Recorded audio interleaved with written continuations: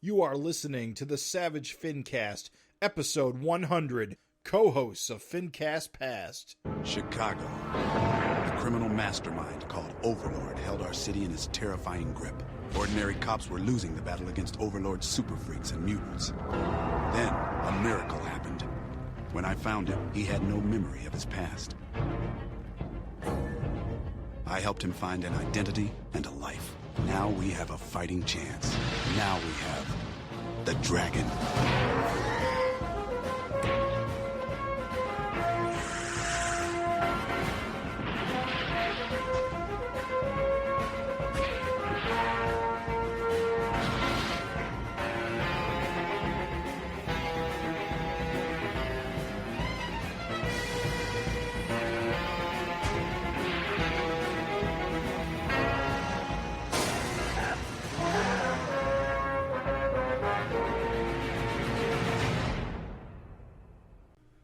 This is the Savage FINcast, the show that sold its soul to Malbolgia. My name is Jim.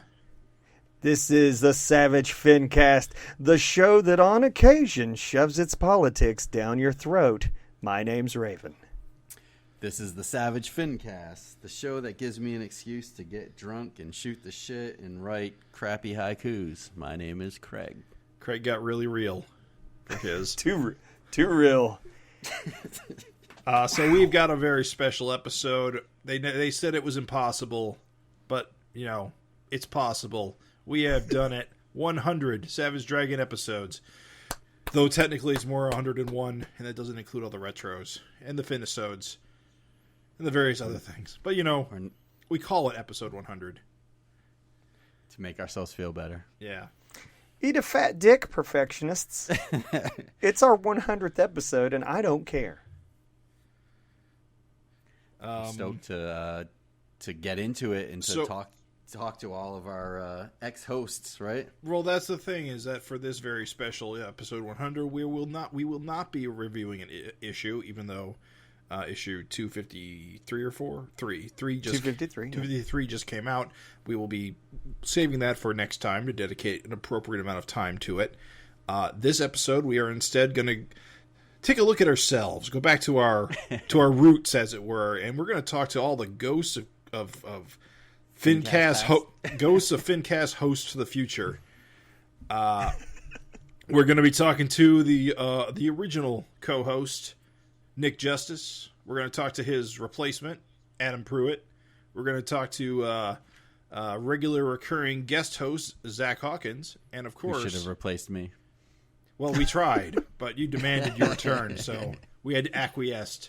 And then, of course, we finally have our sometimes guest host whenever we need to fill in or just need someone fresh to talk to, Scott James. Scott Schmeckel James. Yeah, man. Listen, I know that you, dear listener, you're looking at that runtime. You're thinking, no fucking way is this going to be engaging. But I, Raven, from the future, am here to tell you that you are in for such a treat. These fellas got a lot to say. Some of these characters have been out of commission on the FINcast for a long time. And you won't believe just what a fantastic show you've really gotten. I beseech thee, dear listener, if at all possible, carve off a slice of time for these fantastic fellas that came here to talk to you today about their love of Savage Dragon.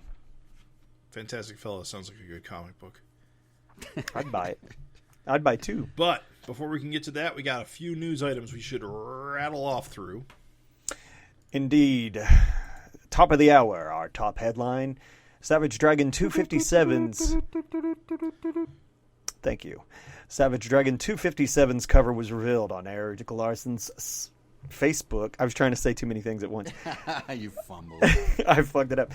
Eric dropped 257's cover on us, and as always happens whenever we see a new cover, it blew everyone's balls off. Nothing but a bunch of eunuchs in the Savage Dragon fandom now, because we've got Thor just bashing the hell out of Malcolm's brain with his hammer. The dragon and the thunder god. It's fantastic, this cover. And Craig? Like he's been doing usually, Eric did also provide like a whole bunch of different like color variants, different logo colors, highlight colors and background colors. I think he finally settled on orange title with blue background. Oh, did he? I thought he was doing the blue background. Isn't that what I said? No, you said orange. I said orange. I said orange logo and blue background. All right, I'm an idiot. Right. Now, personally, I was a big fan of orange logo and purple logo and orange background, or as I like to have called it, the grape and orange crush cover. Fenta. I agree. Fenta. I like that cover too. Honestly, I see why blue is the one he went with. Lightning. I don't at all. I mean, it's moodier. I mean, the color on the lightning makes more sense. But he talked about, and I think he confirmed that he's going to be doing 2 covers for a while, right? Yes. So he's got alternate cover. He's got that old kind of Marvel trade dress type thing with like the Image Comics group kind of strip across the top. Old-timey 70s Marvel trade dress. Now, for me, that is my trade dress because I started reading in the 90s, and he was using that during the quote-unquote Savage World era, his Kirby period, as it were. So does that mean if he's doing 2 covers for each issue for the kind of near future that we're going to get like a blue background and maybe an orange or something different color background? I'm actually not sure how that breaks down. I kind of thought they'd be the same cover with different trade dress. Yeah, It'd be interesting to see because I know he's got that other cover with Paul Dragon on the front. What's that issue? 250. Empty Grave. That's 255, I think. And he had one that Nico's completely colored. So he colored it first with that like trippy. There's like a trippy kind of like red background. It looks almost like Kirby dots or something going on. And it's a Dimension X cover, yeah. Recently recolored it with like an orange kind of atmospheric background. Right. And I think he's releasing both. He is. And I think they're both going to have trade dress variants as well. Or maybe one or the other. Or maybe Eric's is going to be the Marvel style and Nikos is going to be the classic Dragon style. He hasn't released any information about like different order numbers on Diamond or anything like that. So it'll be interesting to kind of find out, and we'll keep the listeners in the loop when we find out. But yeah, the cover's awesome, and as they usually are, and I'm excited for the new trade dress style because I like that trade dress style. Yeah, the cover's I'm excited. Been on fire lately. Well, I'm excited for this fucking fight because I mean, Malcolm Thunder Powers versus God of Thunder. Fuck yeah, dude! I can't wait. Lightning powers, you mean? Lightning powers, yeah. I can't wait to see like the clash. Like, is Malcolm going to become supercharged by this lightning? Is it going to like be too much and overload his body, or is like just they're both going to just be immune and it's going to be a contest of raw strength? Like, there's so many ways that this shit could shake out. Yeah, I'm fucking excited. The minute I saw this cover, my mind started racing. And Thor is a great character and a reoccurring baddie and something. Besides Dart, we haven't really seen too many reoccurring bad guys in Savage Dragon lately, so it's going to be fun. It's going to be nostalgic, but fun, because, we also know Thor's got his son, too, and we don't know what Thor's son's powers are, if any. Right. We know he's a demigod, but we don't know how strong he is. We don't know if he could do lightning. There's so much awesome about this. He has all the powers of Little Orphan Annie. Fantastic. Next up is kind of an interesting news tidbit. It's not really a news item. So for last year, or actually that's not true, this summer, Hasbro and Marvel released a whole line of like 90s style Spider-Man action figures. They were really themed towards like the style of Spider-Man from the early 90s. In fact, part of the line included the 90s Daredevil costume, because when the heck are they ever going to make a figure out of that? Because they'll make a figure out of anything. Mm-hmm. But apparently the second wave of that line is coming out soon, and there's been a leak showing that the Eric Larson designed Cyborg Spider-Man is going to be part of that line, with the big cyborg arm and like the bandage on his head. That classic cover with him and Deathlock. I never read it. I don't have a lot of affinity with the character, but it is very interesting that a an Eric Larson, classic design is getting an action figure. Spider-Man 21, the adjectiveless Spider-Man. Like there's no details on when it's coming out or what, but I do know I've seen the previous wave in like Walmart and Target, so they're not going to be hard to get a hold of, and they're about $20 when they are there. So if that's your thing, keep an eye out probably in the next 6 months. Yeah, the rumor is that it's going to be on the Hasbro Pulse, whatever that is. It's probably it's a news. Is that their own Kickstarter thing? No, not a Kickstarter. It's like a Hasbro releases so many action figures, they actually need their own mini like show to like announce all the new announcements. So I think that's what Hasbro Pulse is. It's like a showcase of all their upcoming figures. I'll tell you though, the figure is pretty dead on from what Eric designed. Modern, it's pretty cool. Modern action figures are kind of insane in how much detail they can get away with these days because of 3D modeling technology. Because you can basically model anything you want and print it out, whatever you want, and so the detail's way better than it used to be. And joints are also way better than they used to be. Even the robotic arm though, it's got like the kind of the capsules around the bicep that's in the art, and like the kind of shingly, like I don't know how you explain it. Well, they're ribbed. Yeah, or no, but I'm just saying like in his shoulder he had those like kind of the weird shoulder pad. Yeah, it's just like I don't know how you. It looks almost like tiled or like I don't know, but whatever, like shingles or something. But and then the bandage around the leg and the the bandana or whatever. But it's pretty dead on. So I never read the story, but the story is story's awesome. He was injured and he had to have like this cybernetic like thing over his arm to heal his arm. Yep, and that's the dealie. And his weird utility belt.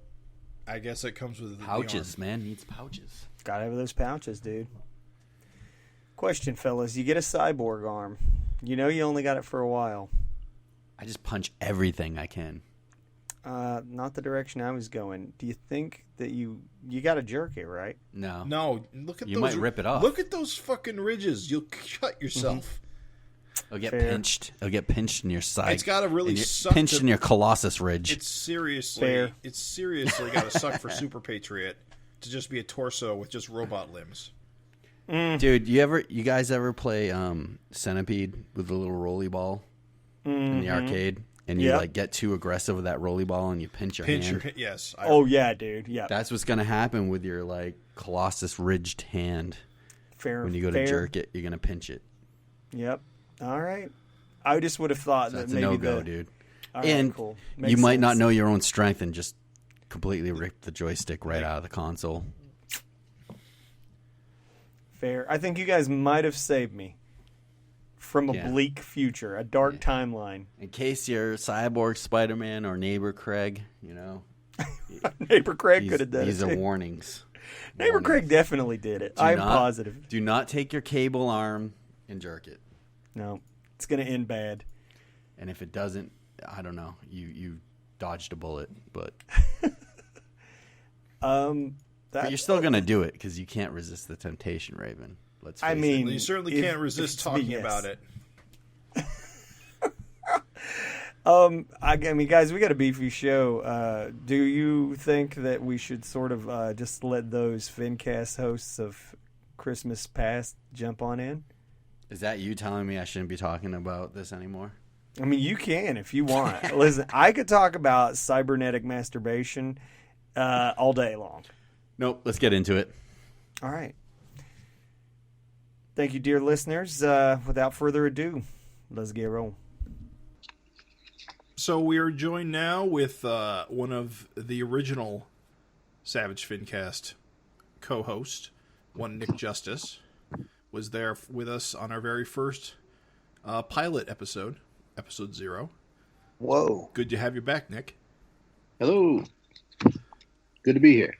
So it's been a really long time, almost 9 years.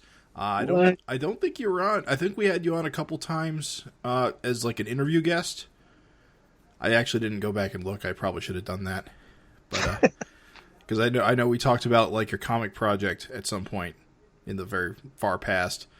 Wow. Yeah, It's been 10 years. Did you get it done? oh my gosh. No, I didn't. No.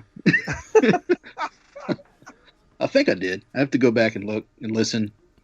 What was it, like Jesus E. Lee? That was you? Oh, yeah. I think that's what we talked about. That's way back in the rearview mirror. Dang. Yeah. He's So, still alive in my heart. I don't care.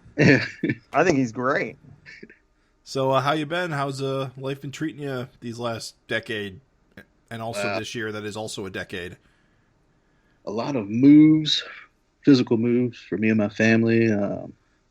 Actually just moved back to Virginia at the beginning of COVID quarantine. So like early March, we moved to Virginia from New Jersey. Upgrade. Wait, so I know you sold your whole Savage Dragon collection, right? Yes. To move? Not just my whole Savage Dragon collection, but every comic. Whoa. We need to talk about this. This is hurting my soul just It hearing was this. like 23, 24 long boxes worth. Oh, is that all? Was it like as one collection to like a comic shop or? Yes, one lump sum. And you weren't like, I'm just going to pull my Savage Dragon stuff right out of this just to keep this on the side. I knew if there was one thing that I would like wholeheartedly, as quick as possible, try to recollect would be Dragon. That was the goal. I said I can always get these back, and yeah, within a couple of months here in Virginia, I believe I had the entire run again. So Oh, you did? Yeah, I know. Even all those hard to get 200 issues? yes, everything. So you did it right before COVID, right? And then I remember seeing you like buying it back and trading with guys or whatever it was, like on the Facebook pages. yes, But were you noticing like the prices getting jacked up while you were doing this? Because I know like, and for the listeners, like some of those back issues post 150 seem like they've really skyrocketed with COVID, with everybody kind of. I was able to find a couple shops here in Virginia and Richmond and Charlottesville that had issues in the 200s at cover price. Oh, So- nice. So I was like, let me snag this up. I found two, like, I think 2 or 3 copies of, was it 222? Mm-hmm. Is that the cover, with the black and white cover and the Flames of the correct? Yes. Lightning Girl or what's her name, Marsha? Yeah, Marsha, I think's on the cover, yeah. Yep. The black and white ones you said? Yeah, the variant. There's a black and white Wow, variant. I mean, because those prices are like through the roof on eBay now. eBay is ridiculous. First So I of just all, tried to avoid all of that. I was like, yeah, I'm not it's doing like eBay. it's weird though because I feel like the comic shops have now kind of caught up and noticed. Because I looked at my comic shop the other day just to see the back issues, and like all the like kind of more recent back issues are like gone. So either like people are snagging them up, or the shops are like putting them on eBay, boosting them up. So unfortunately, I mean, it's two sides of it. One thing, it's kind of cool that people are paying attention now and snapping up back issues and maybe hopefully collecting. But on the other side, it's like these things used to be, you know, a penny a dozen or whatever, you know what I mean? It used to be like, oh, no big deal. I can go get more if I want it, or I can buy some and turn a friend onto it. And now it's really hard to find them. There is one issue I'm still trying to track down. I think it's 123. I think it's the wanted issue. I have No, that's not 123. That is 132. No, I think you're right. Somewhere around there. I know it's... No, where is it? What are you looking for? The variant cover? No, I have the J.H. Williams variant. I'm looking for the regular Eric Larson, like watercolored I think cover. it's 127. Is that the one with Glum? 128. 128? That's the one that's got the J.G. Jones variant. Right. The wanted guys. That's the Yeah, wanted yeah. one, yes. Yeah, All right, listeners, you hear that? Our boy Nick's looking for 128. Yeah, make it happen. The watercolor. The cover, the original. dragon, I mean the Eric Larson cover, right? right. The dragon's getting his face smashed sideways Yeah. around. Yep. And Pretty sure I have that one. So that's pretty wild, though. How much do you think you spent to get that collection back? If you don't mind me asking that, me prodding into your personal financial affairs. Yeah, give us the money. ballpark, honestly, probably under 400. 300. That's something. really good, dude. Yeah, it's good, but it's still like it hurts. Next time you have to sell your collection, just tell me. I will buy it from you and hold it like a pawn shop or something, so you can get it back. He'll pawn it. No, I will hold on to it. I hate to see such a fan like have to go through that. I mean, I'm so glad that you got it all back. Oh yeah, dude. And now I'm getting more stuff now that isn't even stuff I had before. I realized a lot of my collection it's stuff I would never look at again. My tastes have changed. Mm-hmm. I'm getting more indie things now. It was a lot of, mainstream DC and Marvel stuff that honestly, I would get things for artists that I like. And I'll actually get some of that back again. But priority number one was getting Dragon back as quick as I could. Are you like into getting all the spin-offs too, or I never was much into the spin-offs. It's funny, Nick? I never was either, man. I was absolutely I only need to read the main book. I don't give a shit about this other stuff.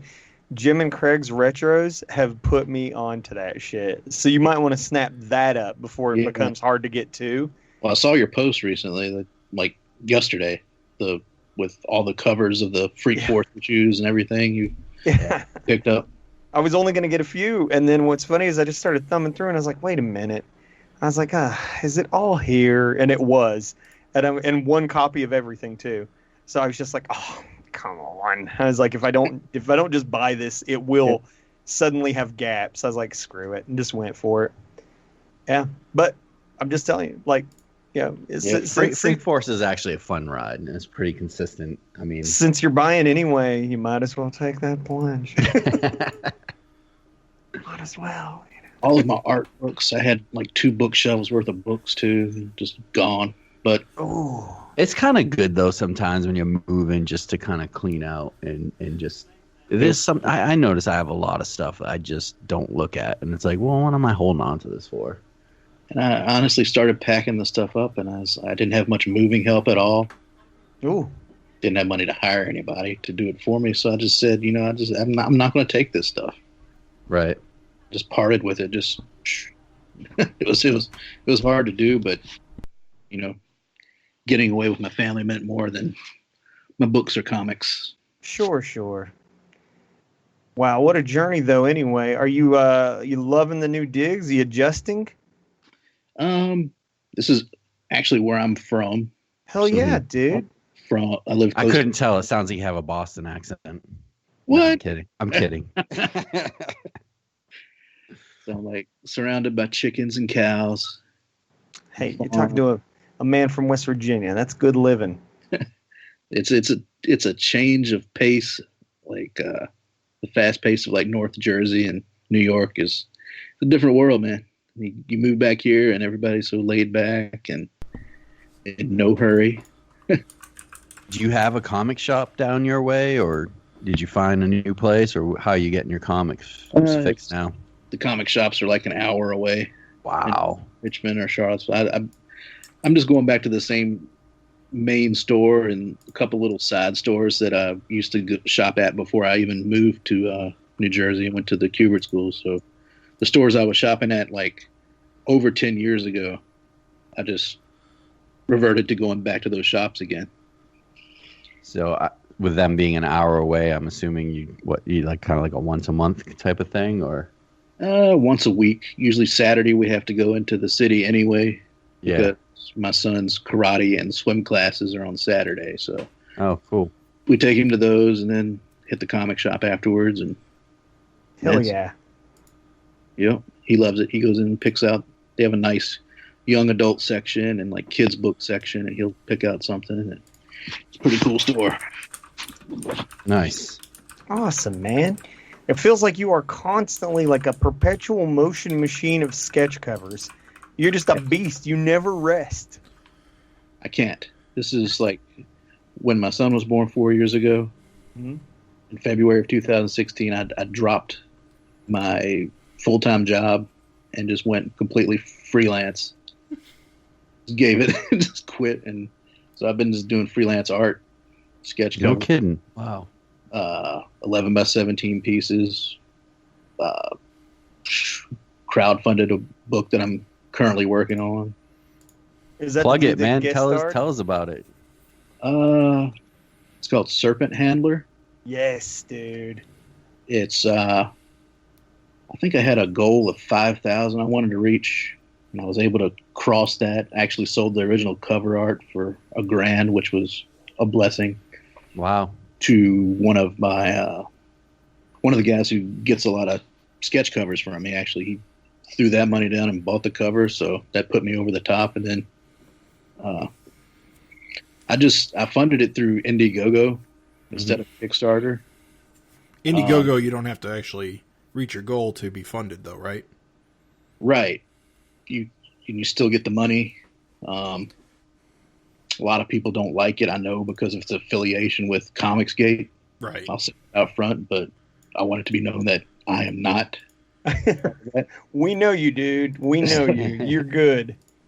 And people say, why did you go through Indiegogo? Why did you use that to fund your book? And I just was like, well, everybody else uses Kickstarter. I just wanted to, it's another option. I want to see what it's like. I wasn't confident that I would reach my goal. Yeah. Mm-hmm. The service itself, I don't think, is affiliated. The books don't get funded, so they need a service that doesn't need full funding to get the money. Right. But you crushed your goal, right? Excellent. I'm so happy that you actually, achieved your goal. But the move to Virginia and COVID and everything, and then I got another gig that I committed to, has sort of put me behind, so I'm running late on my crowdfunded book. Thankfully, the people that have backed me, I've given them some updates, and they understand. Thankfully, they're not. So beyond like just the initial crowdfunding, is that book going to be available to people after the fact? Like if you wanted to buy it now, could you get in on it somehow? Yes, you can. It's still in demand on. So I just had a patron a couple of days ago out of nowhere, and that's the way it always happens. Every 1 week I'll get a couple extra patrons, and it might, the next week nothing, and then out of nowhere someone else will make a contribution. It might just be the book, or they might buy a book and a pin-up, or nice the sticker combo, or whatever. Or I haven't sold many original pages of art, but I did sell the cover, so that's cool. What you should, dude. That Serpent Handler is a badass character. I mean, I drew him in the cameo. Yeah, Holy shit, he's great, dude. Nice. What's the easiest way to find the campaign? Go to Indiegogo.com and just, if you type in Serpent Handler in the search window, it'll bring you right to it. Should just take you straight to it. Awesome. Or if you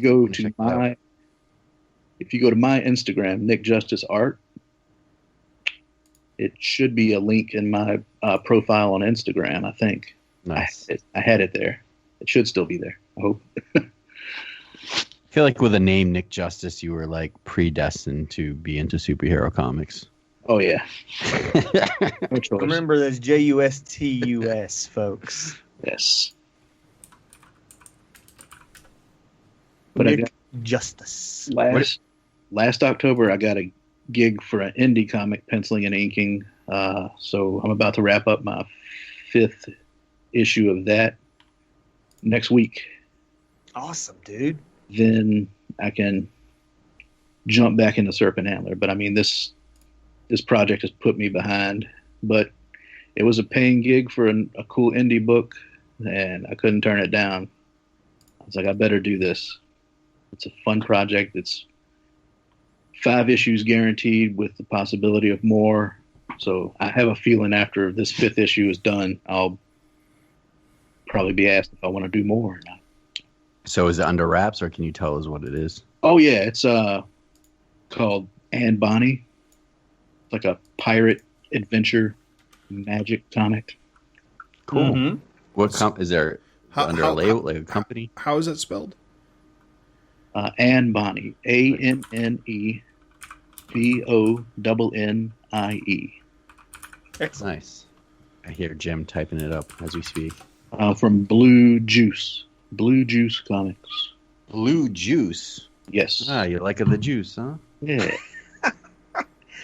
Hey, Nick, you got to give us the elevator pitch for Serpent Handler, man. He's such a cool character. Sell to people.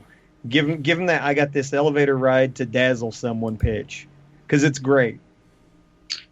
In one sentence, imagine if Jack Kirby took a He-Man action figure, a Masters of the Universe action figure, gripped it in his hand, in his tight fist, and jammed it down your throat. And that is so accurate, dude. I'm sold. It's good. Sold. He's like a fucking pyramid-headed dude riding a tiger with like 7 legs. I'm not even joking. It's fucking awesome, man. It's great. Comics. I've been listening to a lot of. Well, I haven't. That's the toughest part of this year for me. Honestly, is we've had our son at home every day, and I work from home.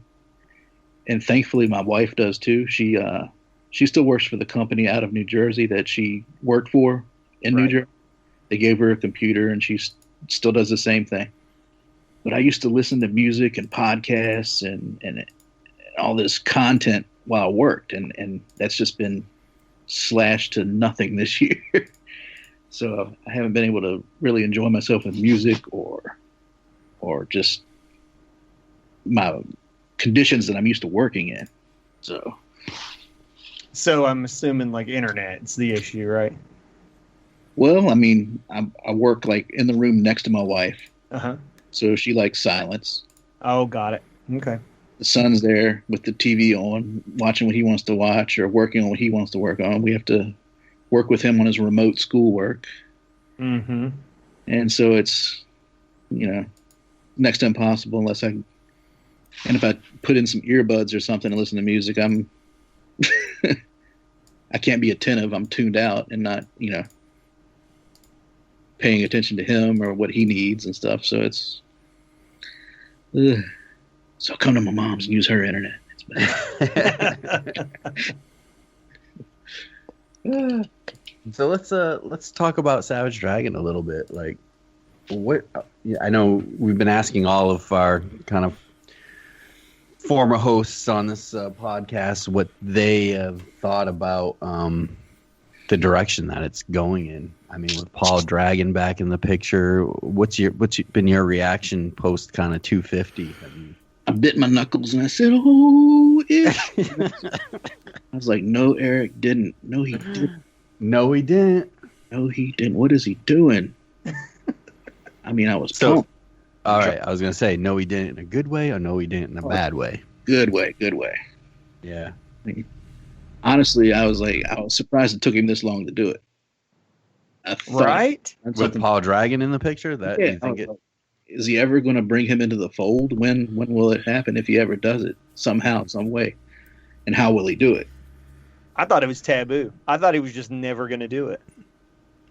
When he teased him in the Merging the Multiverse, I thought maybe he was going to do something then. But then Dragon died.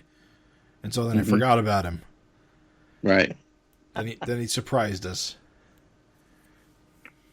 I went out and bought the second printing of issue 250 as well. I did pick that up. Nice. Because I'm a sucker for Eric's trade dress, the old Marvel looking. The old school. Yeah. How many covers did you buy? Of the second print? Of 250 well, no, 250 in general. Oh, 250 in general.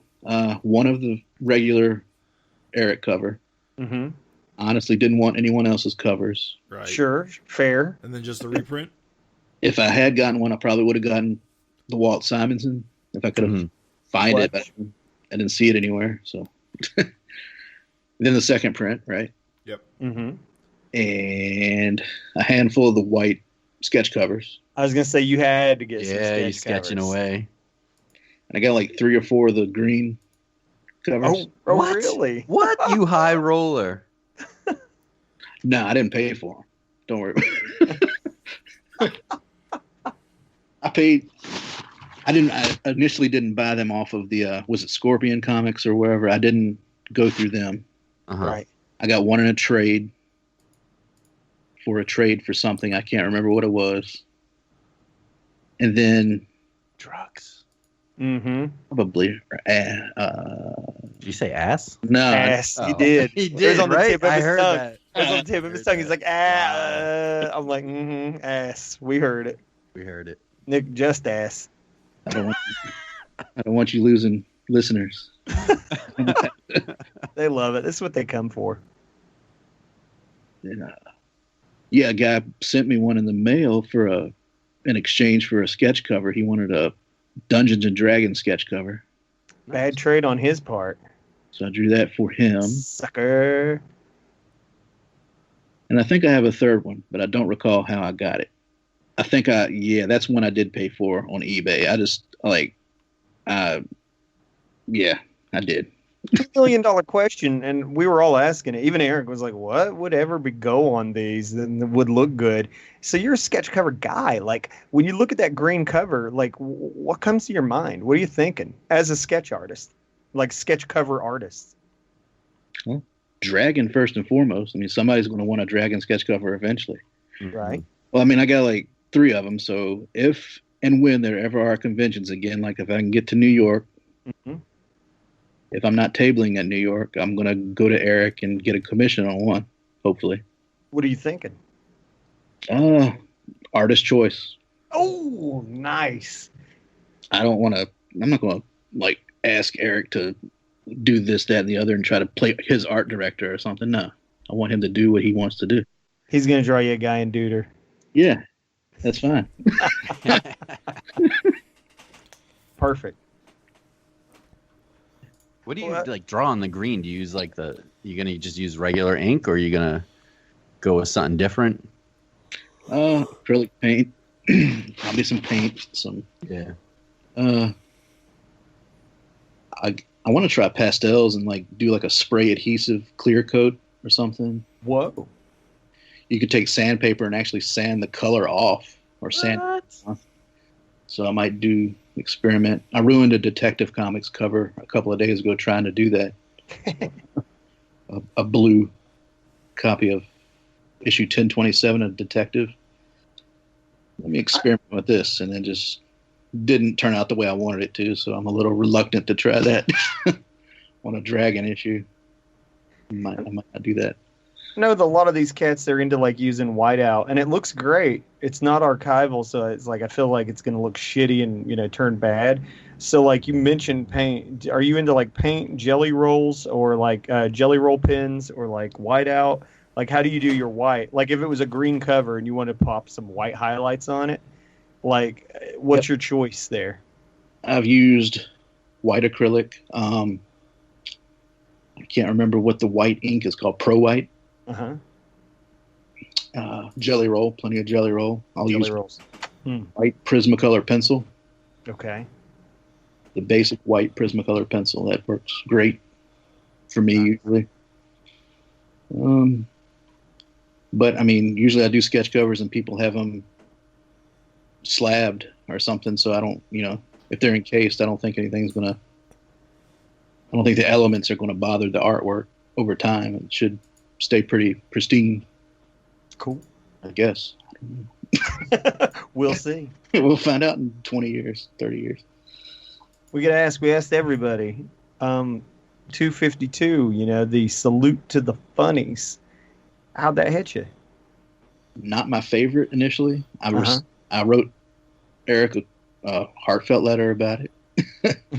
I appreciate that he did it. I really like that he did it, but it just wasn't it left me wanting more regular Dragon. Sure. It was like I felt like I didn't get my monthly dose or something. Mm-hmm. Because it wasn't his standard patented artwork. It was, right. Him aping other artists. But I did like that that he did touch on plot points and story. It was story driven. It wasn't, just for the sake of him doing these various styles of cartoons. It wasn't just that, he was able to still advance the story a little bit. Move the story. Exactly. Instead of just having fun with it. And I could see he had fun with it. It just left me a little, I don't know. He's done it before. Yeah. Even if it's just 1 month. Yeah. Yeah, still kind of bother you, even if it's just 1 month, knowing that it's going to be back like the next month. Yeah. I don't know. Did you ever come Wasn't around? Or still not feeling it? To 252 in its entirety? Yeah. I'm mixed emotions about it. I'm not. Would there have been a strip highlighted that would have made you feel any different? Would there have been something in there you've been like, oh, you got me. You. I think my favorite is still his riff on Calvin and Hobbes. Yeah. Fair. Did you get the newest issue yet? Yes. Picked it up today. What'd you think about that? I mean, you had the continuation of that. Yeah, it was pretty surprising. I was like, oh, man. So we're free to talk about this. Yes. In fact, that was a fun thing. We a little behind the curtains there. Everybody else didn't have this luxury, so we're going to take advantage of it with Nick. You know, you get to see Walter introduced in 252. You get to actually see him in Eric's style in 253. Yeah. Didn't you think that was kind of cool? It threw me for a loop because, when you open up the book, you're not expecting to see this tiger man, this tiger. Right. Like, what the hell is this? It's like, oh yeah, he was in the last issue, and I see everyone saying, they would like on Facebook. On the Facebook, they're saying they want to see the character, more often. It's like Eric's own Taki-Tani kind of. Yeah, he's got the plaid, the checkered pants, and the cool looking jacket. How's he hit you? How are you feeling about Walter? I want to find out where he's from. We know where he's from. He's from Gene Tech. He's one of the human monster human hybrids. Gotcha. Okay. Animal human hybrids. I mean, it's what Buffalo Stew was, and those dogs that Amy beat up. Gotcha. Okay. Yep. Yeah, and actually Eric confirmed that with the comicbook.com interviews that he does. Cool. So it's definitely confirmed. That makes more sense to me now. It just seems to be a problem that these Gene Tech creatures are just around. Mm-hmm. Which I think's working out pretty good since we got this Tiger Man. Hell yeah. Good deal. Real win-win. Buffalo Stew's still around. I like that Malcolm is wearing a Black Lives Matter shirt. I saw that immediately. I thought that was cool. Very cool. Yeah. And Rogue Warrior, since we haven't seen him in so long. Man, I love Rogue Warrior. He is a badass. I forgot he had hand blasts. It's cool to see that again. Yeah. Nick, how you feeling about Rogue Warrior's potential friends with benefits arrangement with Dart? Well, that's actually been kind of going on since like the first time Dart took over the Vicious Circle, because Rogue Warrior was like one of her like lieutenants, or at least one of her like big guns. Oh yeah. So I always got the impression back then that they had kind of possibly a thing going on. Oh. Maybe not. I didn't know that. I'd have to actually go back and check, but I'm pretty sure he was kicking around back when she was leading the Vicious Circle the first time. Well, mark my words. 254, Rogue Warrior dies. I hope not. No, dude. Yeah. No, Nick. No. I mean, his time will come. Who kills him? Yeah, how? Dart or Dragon? Oh, no, Dart. Oh, no, dude. Well, Dart doesn't tear his heart out. Dart doesn't have the God Sword anymore. Oh, well, I guess she can go Shark, so I guess she can totally rip people's hearts out, can't she? Good point. Yeah, we haven't seen the Shart in a while. It's swimming beneath the surface. Shart. That's what I thought you said. Shart. Oh, yeah. Shark Dart. I always dig let me see, Nikos's colors. His colors have been Aren't they so good? amazing. They're popping lately on the past few issues since 250, really. He's actually one of the guys I was able to buy a bunch of the bulk issues from. Nice. Oh yeah? Yeah. See, like a lot of his like the complimentary issues that he's been getting. He Yep. probably had a stack. So he went back to when he first started coloring the book, and I was able to score the majority of the issues he colored. Nice. How cool. That's what's the best about like the Savage Dragon community, like tight knit community. I'm sure he's like, he knows that you're a long time collector. It was willing to step up. And I guess he saw one of my pleading Sap Story posts or something. He took pity on me because he was like the last person I would expect to like. He messaged me and responded to me, so I was. So he shipped him off from Greece. Yeah, nice. My man. So that is cool, man. That is so cool. I paid for him. He cut me a little deal. Yeah, but it's still cool. I mean, the way the prices were getting jacked up and everything. So, and to be able to get it all from one source. I mean, a lot of these late issues are hard to get because it's just low print runs. Nick, I am really good. I was gonna say I'm really happy that you were able to get everything because I saw your post and I was worried that it was gonna be tough for you to get everything back. So many people that want to get into Dragon now and want to get into it for the single issues are having a tough time finding them. I was able to get the Essentials volumes before I even completed the single issue collection again. I was able to pick up those. The archives, the black and white collections. Yeah, and I love those things. Yeah, they're great, aren't they? Love those. I sit around and huff those. I just finger through the pages and just let the breeze flow over you. Question: we got your Nikos take. Let's hear some, your feedback on. Because guys, we've not heard Nick get to talk about Mr. Farron Delgado. I was just going to mention him. That was my next thing I was going to comment on. I like his lettering overall. It's still, I'm still getting used to it because of the shape of his word balloons, I guess. Yeah. Mm-hmm. And some of his sound effects. It's grown on me. His work has grown on me. And didn't I see Eric say something recently about Farron's resemblance in his work to an older letterist that Eric was fond of? Well, it's Artie Simek, probably. Right. Yeah. So it's definitely like that old school Marvel Artie lettering. And that's what I keep in mind when I'm reading, and especially when I read 253 today. I'm like, okay, now it's gelling a little more for me. The thing I like best is, a digital letterer that can fool you into making you believe that it's handwritten. And I think that he does a great job. Right. There's some issues where you can look at and you can tell right off the bat, and we've talked about this on the FINcast with the sound effects, and stuff like that, when you can see that things are just resized or whatever. But yeah, I feel like Farron just does an amazing job kind of tricking your eye into thinking that it's handwritten. There's a splash page in 253 where Rogue Warrior is rimrodding Malcolm, just knocking the hell out of him. Mm-hmm. Big old red doom at the top of the page. That's striking.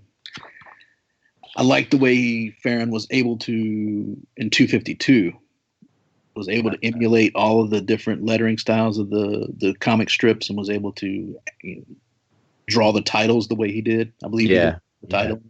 We definitely hit on that. I felt like he was like the unsung hero on that because the lettering is such a big part of the overall package when it comes to those strips.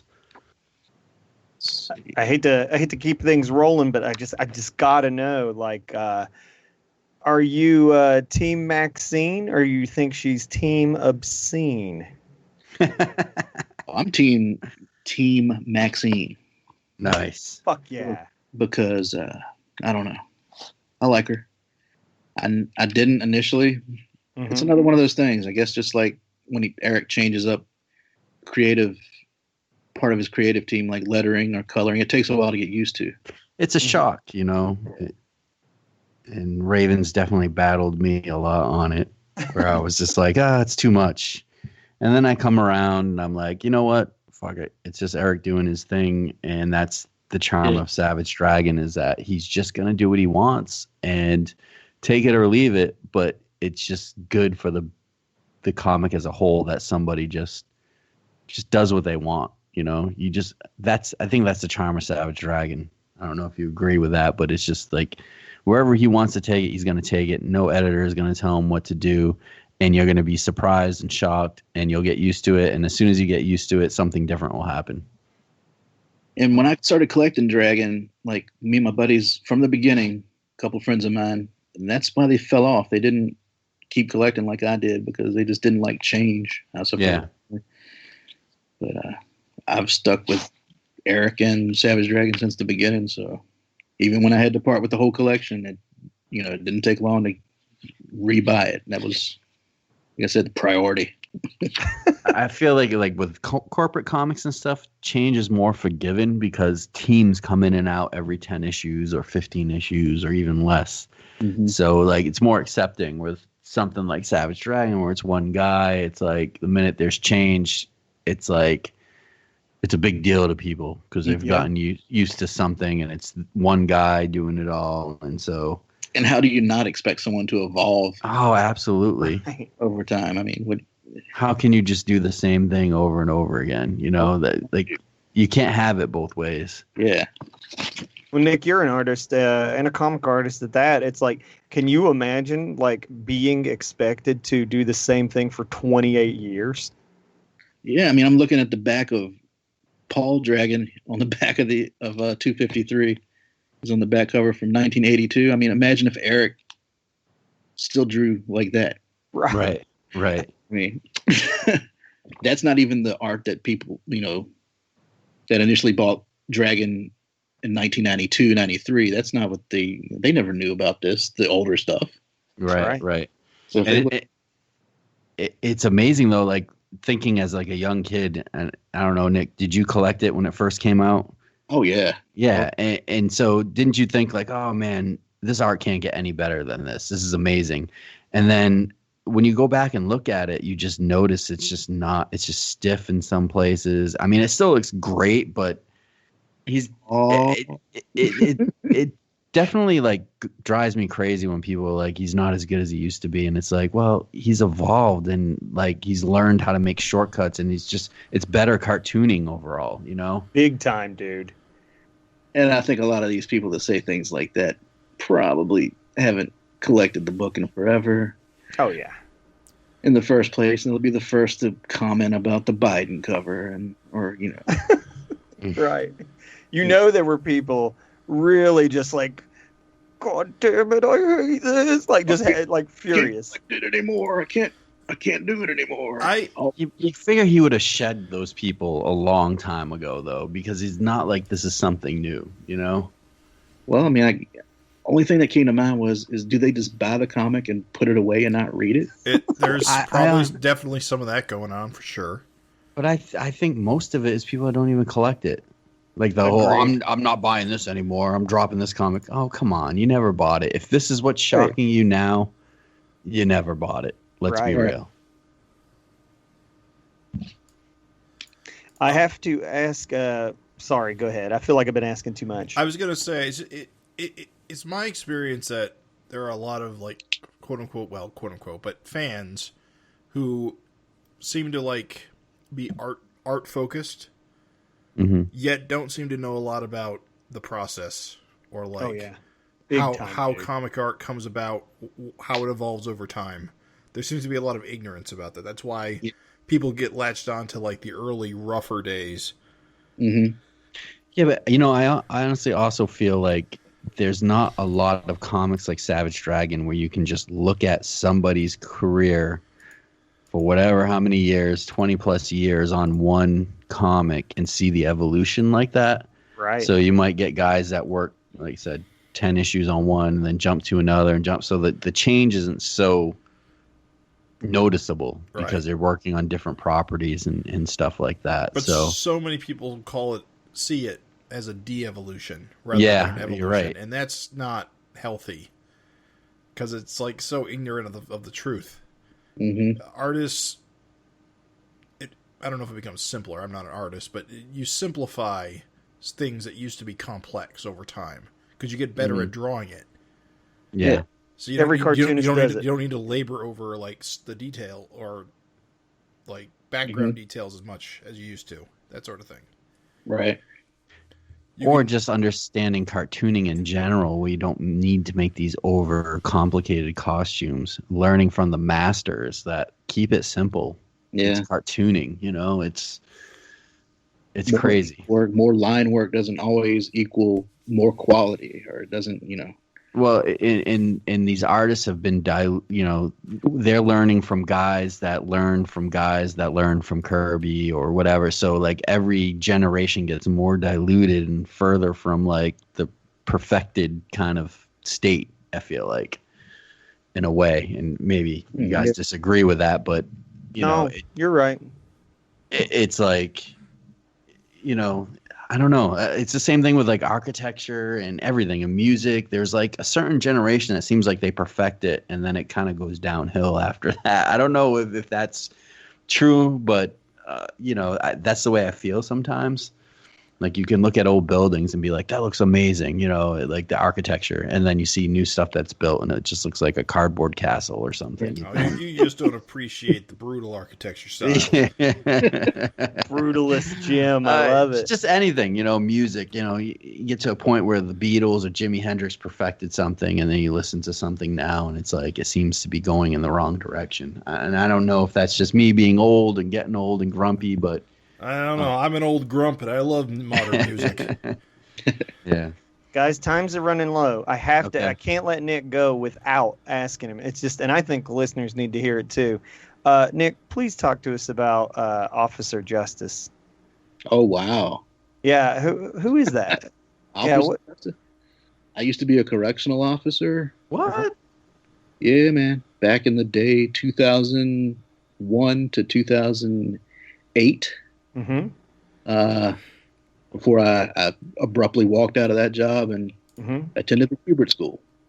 Nice. So, yeah, I walked a beat in the prisons here in Virginia for about 7 years. I was a firearms training officer when I was there, training other officers how to shoot shotguns and rifles and handguns and just, counted inmates and did transportation runs, would take them to hospital appointments and things like that, funerals. You wound up in Chicago, didn't you? Aren't you in the book? I was. Yeah. Wasn't I in the book? I think you were. Wait, what are you talking about? You guys are being too cryptic here. Yeah. I thought you were in the book. Is an Officer Justus in the book? I was. No, there was a character, Eric, killed abruptly. I think he named him after me. Yeah, that's what I was hinting at. Yeah. I think it's a cool Easter egg. Was it Nick Justus or Officer Justus? I don't remember this. Oh, that's so cool. Yeah, I think it was. Yeah. That's what I was talking about. I didn't mean to ask your dark past. Yeah. No, I was like, you were just trying to like get to the book, and he's like just being like, I had to beat down some people. Nick's like, I killed some guys. It's not fun. I don't like talking about it. They used to call you the big boss man? And I haven't had a drink in a week. Do cartwheels and call yourself big boss man? I could now. Back then I was a bit leaner, but now if I went back, which I would never do again. Oh, hell no. Yeah, it's gotta be a tough job. Wow, I legitimately meant to talk about your character, your little cameo there. You learned about his dark past. It's okay. That's what these interviews are for, guys. We want to meet the men who help make the FINcast. And I think with that, we should close this one out. Yeah. Dude, it's been so great talking to you, Nick. It's been a long time. Yeah, thanks for having me back, guys. It's... You were the first. You were up there. Me, you, and Jim started this off, and then some imposter named Raven kind of butted himself in the whole process. But I'm derailed it. It's all gone downhill. I love every minute of it. So if you guys ever want to invite me back again, I would gladly do it, and I would come over to my mom's and hop on her internet. We might take you up on that. I think we will, actually. I mean, we really did enjoy talking to you. Do you have anything else you want to plug before we take off? Plug my 2 comics I'm working on. I'm working on Anne Bonny for Blue Juice Comics, penciling and inking 5 issues currently.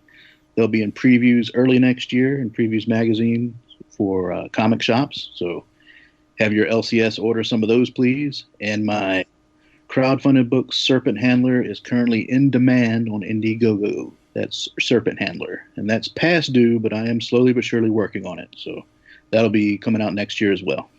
Awesome. Fantastic. Yeah, the work is incredible, man. I think you're doing really good. And I think if people if they only see Serpent Handler, it's one of those visuals. I mean, I know I gushed about it earlier, but I'm just going to close out strong with that praise because, bro, they just see the visual, they'll be on board. Thank you. All right, man. All right, guys. Thanks again. Thank you so much. Thank you, Nick. Yep, thanks for coming on. We'll definitely have you on again. Thank you very much. So I'm pretty excited to introduce our next guest on this special episode. Friend of the show, guy that was with us on our first episode, which was actually our second episode, if that makes sense, because 0 is our first and number 1 is our first, I guess. Test case. Adam O. Pruett, who we're excited to have back. We haven't talked to you, Adam, in how many years now? Maybe 7 years since you left us on that fateful December 2013. No, I'm just kidding. I think it's been about 36 years. We've evolved. We no longer sound like we're recording inside of a garbage can. But yeah, a lot has happened, and I know you've taken on kind of new positions in the comics industry. You've actually been working with Eric on Savage Dragon and certain things like the funnies. So maybe you can tell us a little bit what's been going on with you in the past 7 years since you were on the FINcast. Sure. Yeah, thanks for having me. It's nice to talk to you guys. I do basically a short version of my day job is I do Photoshop stuff at Dark Horse. Nice. Artists send us things that are... I'm sorry. Artists send us things that are never... they're never really quite in spec, and we fix them for print. And we work alongside editors and designers and the artists to basically put the books together. And it's a very, very tedious kind of stuff, but sometimes you get to do fun creative stuff like painting and stuff on the tablet, and that's cool. And it's a lot of really, really mostly boring stuff like playing with different Photoshop channels, and you have to have a specific kind of broken brain for this stuff to be interesting to you. But like, it's really interesting to me. Like, I can tell you what rich black blend that Tom Luth uses that nobody else uses, and Whoa. Like nobody cares about this but me, and so it's a good job for me to have. How long you been with Dark Horse now? Like it's been a while, right?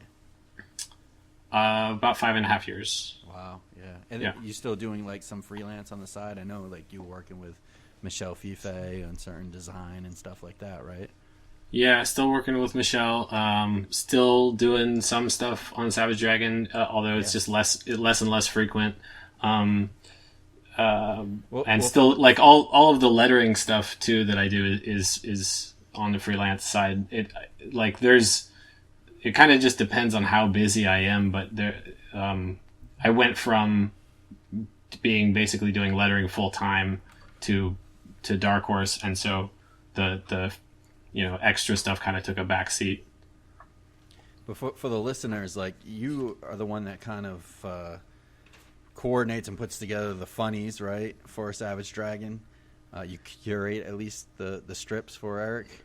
Yeah, it's a little confusing because there's been a lot of different things called funnies or called things that have funnies in the name. Right. And sometimes he runs comic strips himself, like stuff he gets from Chris G and things like that. But the ones that just say funnies on the top of them, or the funnies, those are all stuff that I put together with artists that I know or artists that I've found and enjoyed, and they are. There's really no point in doing them except that they're fun to put together, and he's never objected to any of the things that I've sent, which has been cool. Because I just send, I don't like. There was I think one strip that I asked Eric, "Hey, is this cool?" And he was like, "Yeah, that's fine." and I think, one of the. I think there was one strip that we didn't run because it stepped on a joke that was in the book, that was going to be in the issue of the book. But yeah, that's a lot of fun. Becoming also less frequent, but when we do it, it's a lot of fun to put together. I don't remember what issue this was, but a fairly recent one where it was a double page spread, and I kind of went to town with the newsprint stuff. Which again, that's production nerdery. That's just like, oh, I have a really great paper texture that I bought from a pulp book, and then I scanned the book and I erased all of the words out of the page, and I'm using this texture now. I love like the one with like the fake ads and stuff, like the send away for things. I think when you put in the ad for the FINcast, which we're eternally grateful for you to put that together for us. But, anytime that we have anytime that there's room to put in a shout out to the FINcast, and that one was fun. The first several of the ads in that are real ads, and then there's one for FINcast, there's ones for Copra, and then there's a bunch of made up ads. But some of the text from the real ads is verbatim what it was, which is crazy. Which is ridiculous. Yeah. Yeah, you've had a lot of great strips that you've curated and put in there. Like some of my favorite stuff was even before Chris Eliopoulos kind of blew up. You brought back The Misery Loves Sherman because he had the Desperate Times back in the day, and I remember you saying that you enjoyed seeing that. So to get him back in for a little bit, our boy Simon Millette with the Average Dragon, who introduced Virgil, who ended up being a character in the main series, was cool. Things like that was cool. Dead. Night Watchman with the Big Bang with Chris Eckers, that's cool. And then lately we've been seeing things like Moonbeard and Hecafido, and it's kind of fun. I love having that little added kind of variety at the end of each issue, and I'm glad that you kind of worked with Eric to get that back into the book. That stuff has been fun, and it's been going on for. I mean, it's not in every issue, but it's been going on for a while now, and I'll probably keep doing them, but just on occasion and when I can. Does Eric ask for them, or do you get them done in advance for when they're needed? He little of column A, little of column B. He usually will tell me if he has room in an issue, and sometimes I have stuff to send him in advance. Very, very often, I have, a section that I built already that is not complete, and then he'll get in touch and say that he's finishing up an issue, and I'll be like, okay, well, if I get one more strip in here, then I have a funnies page, and I have some more kind of inventory stuff, and there's no real plan other than it's fun, and I can kind of do whatever I want with it, and so that's been cool. But I was gonna. You reminded me with mentioning Chris Eliopoulos. It's weird now. Isn't it weird seeing? I bought his books. There's a mail away on the back of a Raisin Bran box. Yeah, he's got a whole TV show thing going on right now too, right? He's something. It's really cool to see, and obviously long deserved. In January, I went to a hospital for a family member, and I was driving super late at night. Everything's super pitch black, and there was an electric sign on the way to the hospital, and there was his art. Oh wow! Promoting something. in the middle of nowhere, West Virginia, something about like Gandhi or Mother Teresa or something. I was like, what? I was like, what? Yeah, those books are really big, and I almost read. You know, those ones that he's been doing that are just his, the Monster Mayhem and Cosmic Commando. That my youngest loves those books. Like, he just started to read recently, and those are like some of his absolute favorite things.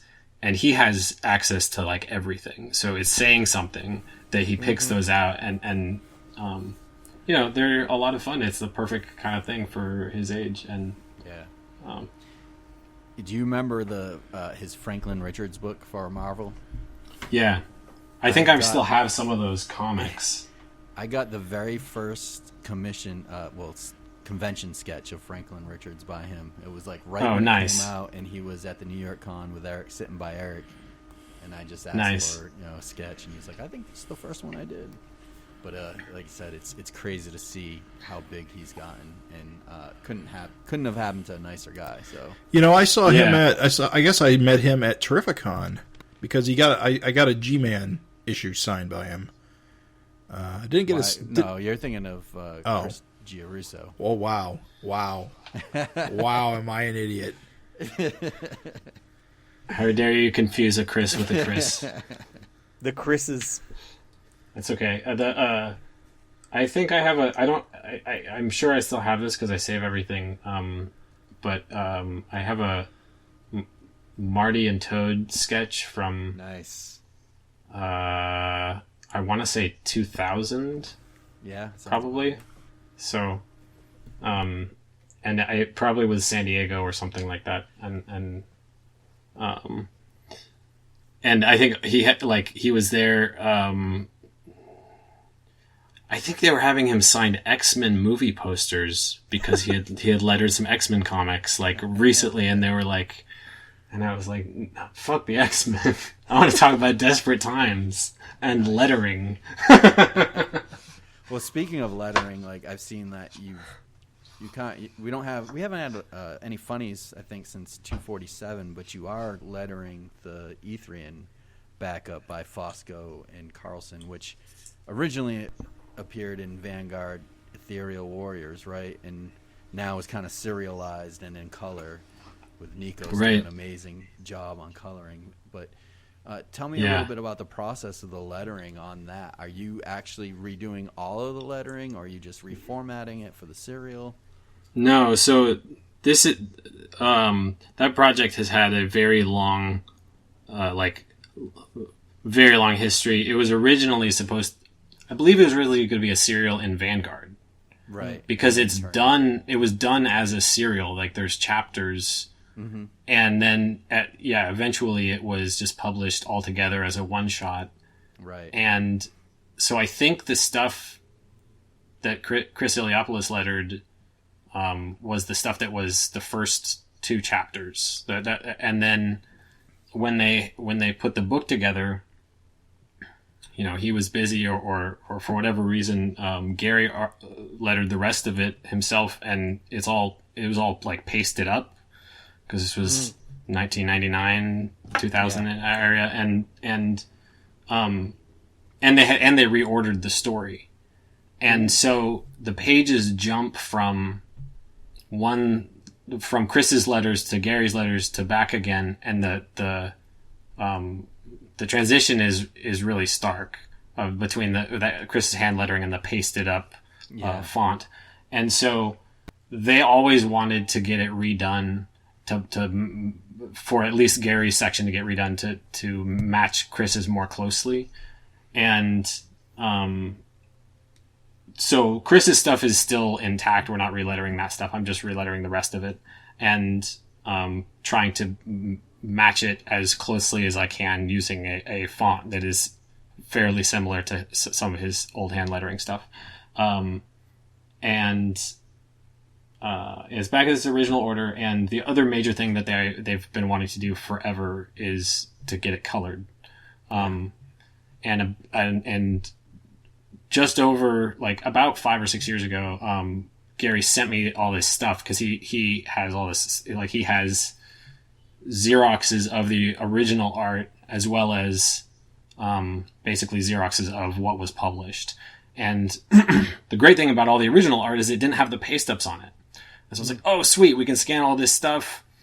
And then I looked at the stuff that was published and saw that a lot of the art had changed because they'd done a bunch of corrections. Like Frank had gone in and changed and fixed stuff. Like there's one character who has this like the headpiece on top of his helmet was removed, and so he just had to draw it out in every panel. And so basically I scanned in both sets of pages for Ethereal Warriors and then went through and covered the pasted up lettering with the old art just in these weird balloon shapes, and then we sent all that stuff off to Nikos and Mike, and anyway, it's been this long, ridiculous process, and I'm so stoked to finally see it in color. Yeah, it's so much. It's really good for this, like, E3 and Kirby epic type energy. Yeah, I think it flows better too the way that it was reorganized. The chronology, I guess, of the pages. Yeah, I think it should make a little bit more sense and just read even though it's being serialized. I think it'll be a more cohesive. So it is being reordered too. So there's a bunch of things happening to like update it. It's being put back in its original. I believe was the original order because it was reordered for the black and white comic, and there's been talk of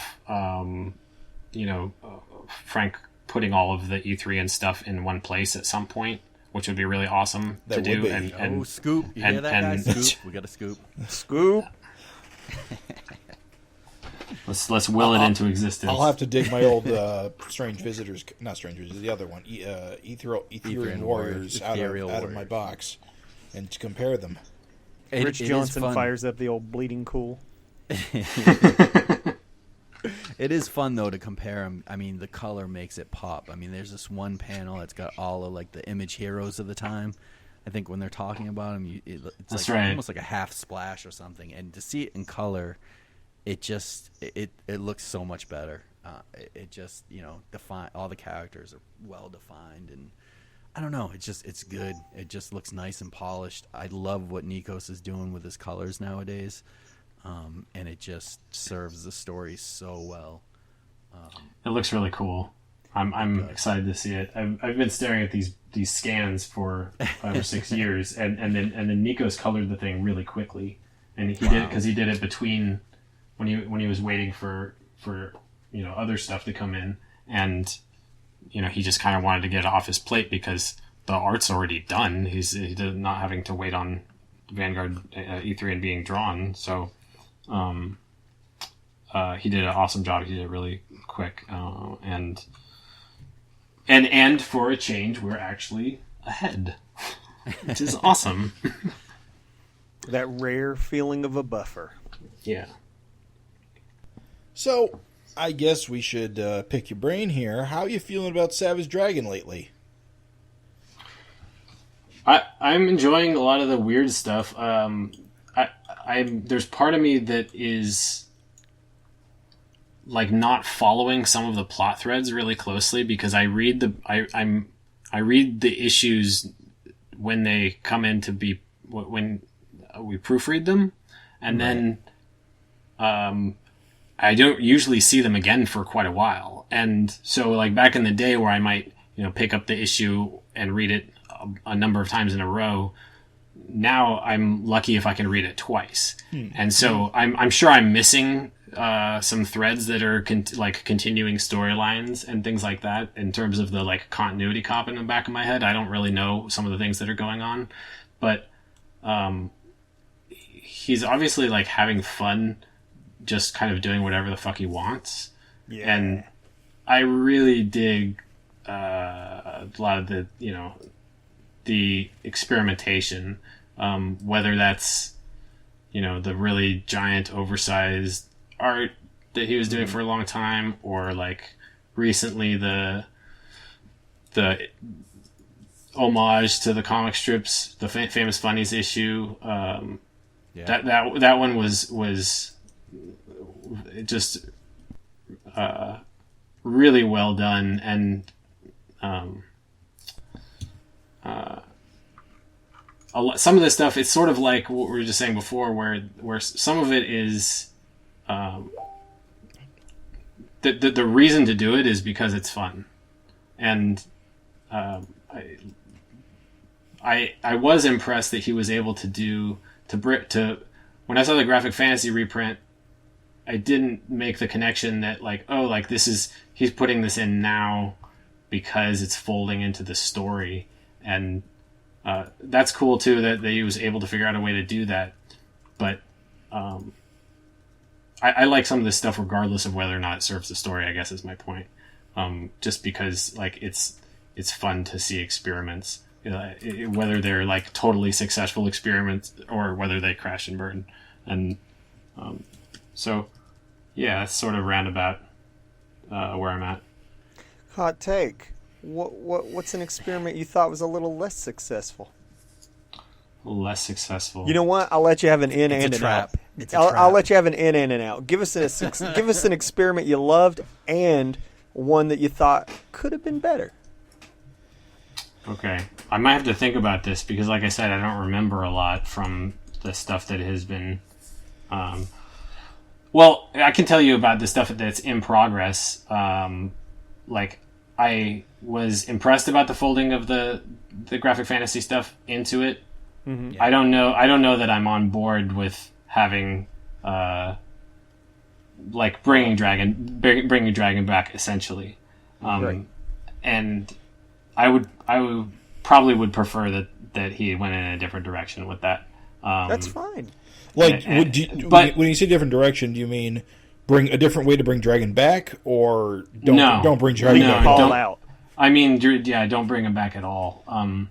But I also kind of anticipate that the moments that we've seen him, essentially look like Dragon and behave like Dragon, may just be a pretense to set up the expectation that he is going to continue to be like a Dragon, which he can betray as a writer that in anticipation at any time.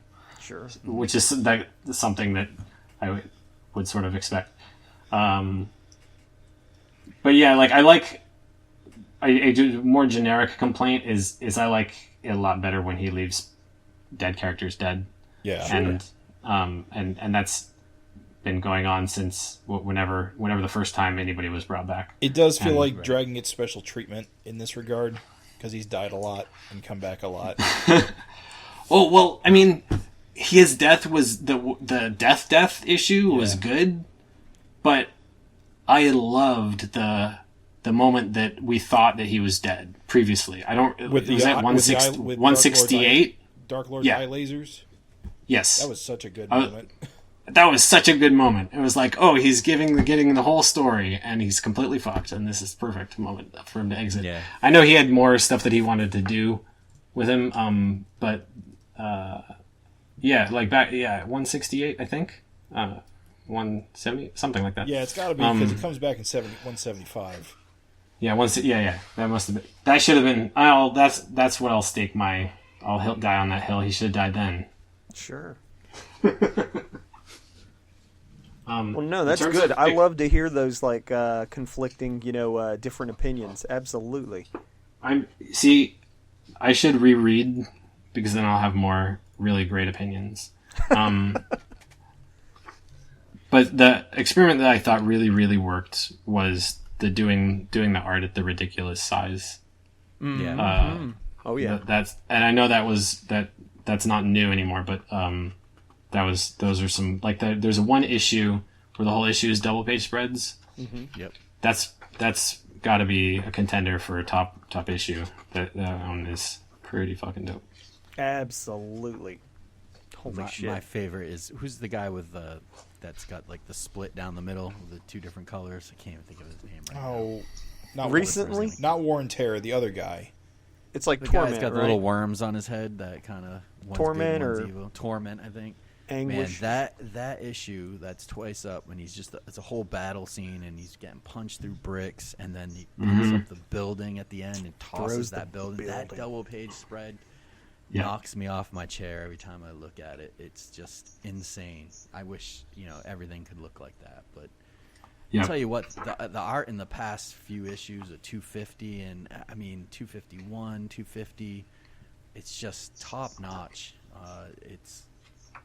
I'm loving it. It's good stuff. I like the different styles in the comic strip homages. I think for the most part it did I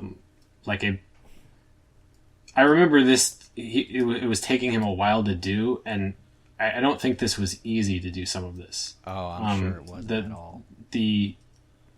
I know he did the Calvin Hobbes thing before, but it's still like he does a good approximation because it's not just the style, but it's also like the line weights of the inks and the Foxtrot one. It looks just like Foxtrot, man. The Doonesbury one is the Doonesbury one is pretty damn dead on. I used to read a lot of Doonesbury. It's got to be hard because it's obvious he spent a lot of time on this, getting it right. But he gets it so right, it looks effortless. It's one of those. Also, I'd say the hard part is that he's not copying the same characters either. So he's just applying the style to his characters and still kind of nailing it, which has got to be incredibly tough. I mean, figure out what's the way to draw William Johnson to make it look like Gary Trudeau drew him. He's still obviously William Johnson. Right. And then, unsung hero, Farron Delgado with the lettering on that, which we talked about, which really just seals the deal on these things. Because the lettering changed on every strip depending on its needs. Yeah. I don't think we mentioned that in the episode. Even Eric's signature. Yeah. I was like, holy shit, dude, the signatures are different from strip to strip. Well, and it's amazing because I think that people reacted really well to this. I mean, I think sold out. Posted recently that the second printing actually sold more than the first printing. Oh, nice. Yeah, which that is strange. I mean, how many times have you seen a second printing sell more than the first printing? Well, also for something like this, which is it really does just sound like a vanity project for shits and giggles because you're a person who's obsessed with comic strips, and that's it's not really the kind of thing that normally is lights the world on fire or anything, and which is why it's cool to do in the first place, but that's good to hear. I mean, we're seeing things I feel like Dragon's getting a boost in sales. We know Spawn is selling a ton more suddenly. I feel like there's a wave of people maybe our age that are in the spotlight now, like the cartoonist kayfabe guys, Michelle Fife, that are singing the praises of the Image guys. I mean, for a while it seemed like maybe it was just Kirkman, and now I feel like it's catching on more. At least the guys that are more in the spotlight now, and I feel like it's building sales on Savage Dragon. You're seeing back issues kind of flying off the shelves per se on eBay, and you're seeing sales picking up. I mean, it feels good. You see that too, or what's your take on that? I think it's a generational thing. I mean, it makes sense that we would pass the generation that look down their noses at Image and arrive at the generation of people who grew up reading it and grew up going, I don't care if this Youngblood issue was never concluded. It was fucking cool, and also there's something that was unexpected, but has been happening this year is book sales are actually doing okay. In some areas, book sales are doing very well because people are at home and they need shit to do, and so I don't know. It kind of depends on the comic when you switch to talking about direct market stuff and comic store stuff, but in terms of trades and book market stuff, that's actually performing better in some areas than a lot of people would have predicted for fucking pandemic. Yeah, everybody thought that, like, when Diamond did their little oopsie, no more books, everybody thought it was fucking the end. And then, like, to see everything sort of do an about face, it's like, whew. It's amazing how off things are like that, you know, like how wrong we could have been. Yeah. Real quick, we got to throw this kind of stuff out here because, I mean, it's all about you, baby. The next experiment that we have floating in the ether, since we've been talking experiments, is the I would like to draw Savage Dragon in different artists' styles. So comic artists this time, not yeah, not strips or comics, but comic artists. So if you get to be, you know, let's say being John Malkovich, you jump in Eric's head and you're controlling the robot, the Eric Larson robot. What artists are you, Adam, going to make that issue showcase? Okay, I'm just going to answer this. This is a really fun question. I'm just going to answer this in an extremely self-serving Please, that's the way. Okay. Mobius. Yes. Sergio Aragonés. Larry Martyr, which, I mean, they've sort of done that a little bit. Dragon. Yeah. James Stokoe. Nice. Absolutely. Killer no filler here. You know what he should do, and he might do some. I wouldn't put it past him to do something like this. He should do an issue where, like, each page or spread is done in a different EC artist style. Yes. So you've got a Jack Davis spread. You've got a Bill Elder spread. Obviously Kurtzman. Yes. But even like I've fallen in love with the old, like, early EC, right when it changed from being like publishing like Bible comics but hadn't yet started doing horror stuff. They were doing like a lot of crime stuff, and Al Feldstein was still drawing a lot. Like, he hadn't yet become like main writer editor guy, and his art's not up to par with the rest of the EC guys. Like, it's just not, and it's clear why they moved him into this other role. Where, but I kind of love it because it has this hideous dripping quality, like you'd see in like Fletcher Hanks or even Benjamin Marra stuff. And does. So any of those guys. So what you're saying is there needs to be at least one page dedicated to someone who wasn't like a master at the craft. No, those guys are mostly masters at it. Those guys are masters, Al Feldstein notwithstanding. But yeah, one page for him for sure. These are great picks. Yeah. I agree.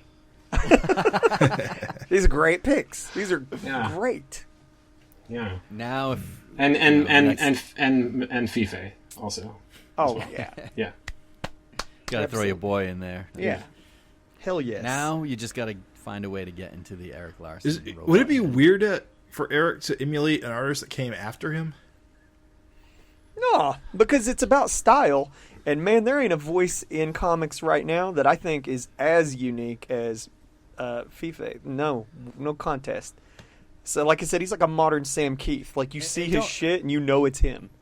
Don't forget, I mean, Eric's done stuff with like Hellboy, where he drew Hellboy as, you know, in Mignola style, or, you know, someone like Madman or something like that. So, I mean, he goes out of his way when he's drawing certain characters to make it look like the creators look. That makes sense. So, I think it'd be cool. Hell yes. Yeah. Definitely. Good stuff, man. I knew the kind of cat, for just a little side note for FINcast listeners, this is my first time getting to talk to Adam. That's but true. You never crossed. Your boats never passed in the night. Are you sure about that? Really? Ships in the night, yeah. But the thing is that Raven email many a time.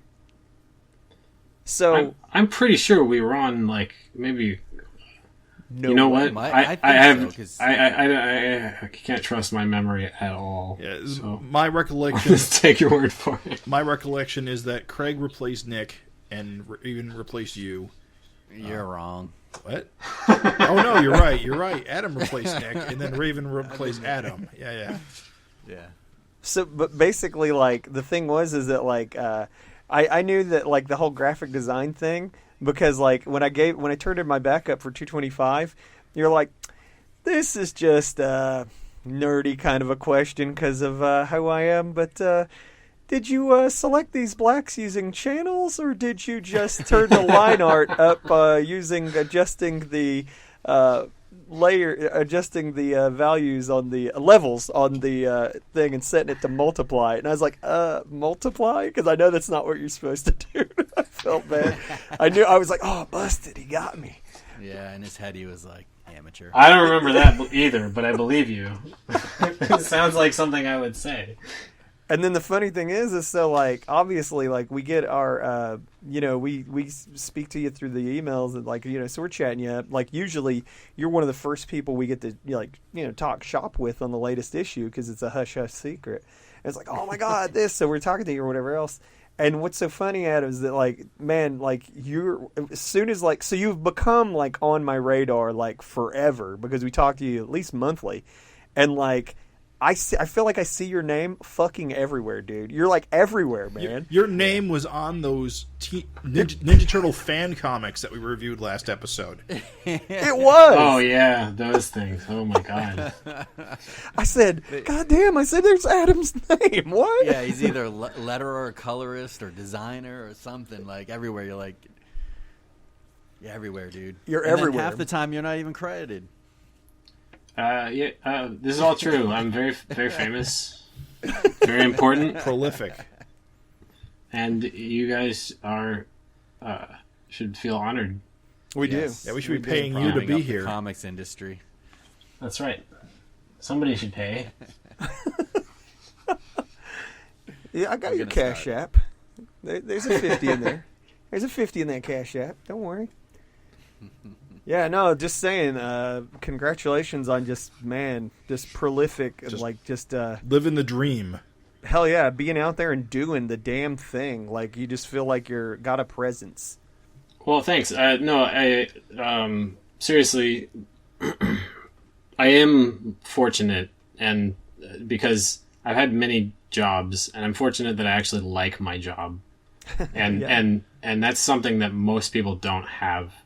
And one of the cool things about being on staff at any publisher is that you do get to work on a lot of things, and you do a lot of, and you must see a lot of things in advance. There's a lot of, I mean, you see things in advance. You get roped into things. You might work on something that's like not your project, but you might help out with it, and you get like a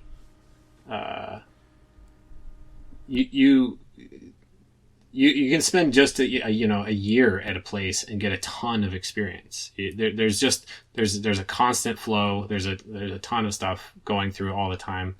I thought of one more artist to add to the list because I was going to tell you about something that was really awesome. We did the 35 years of covers of Usagi Ojembo book. Hell yeah. And for a bunch of the Fantagraphics covers, the logos are pasted on the art.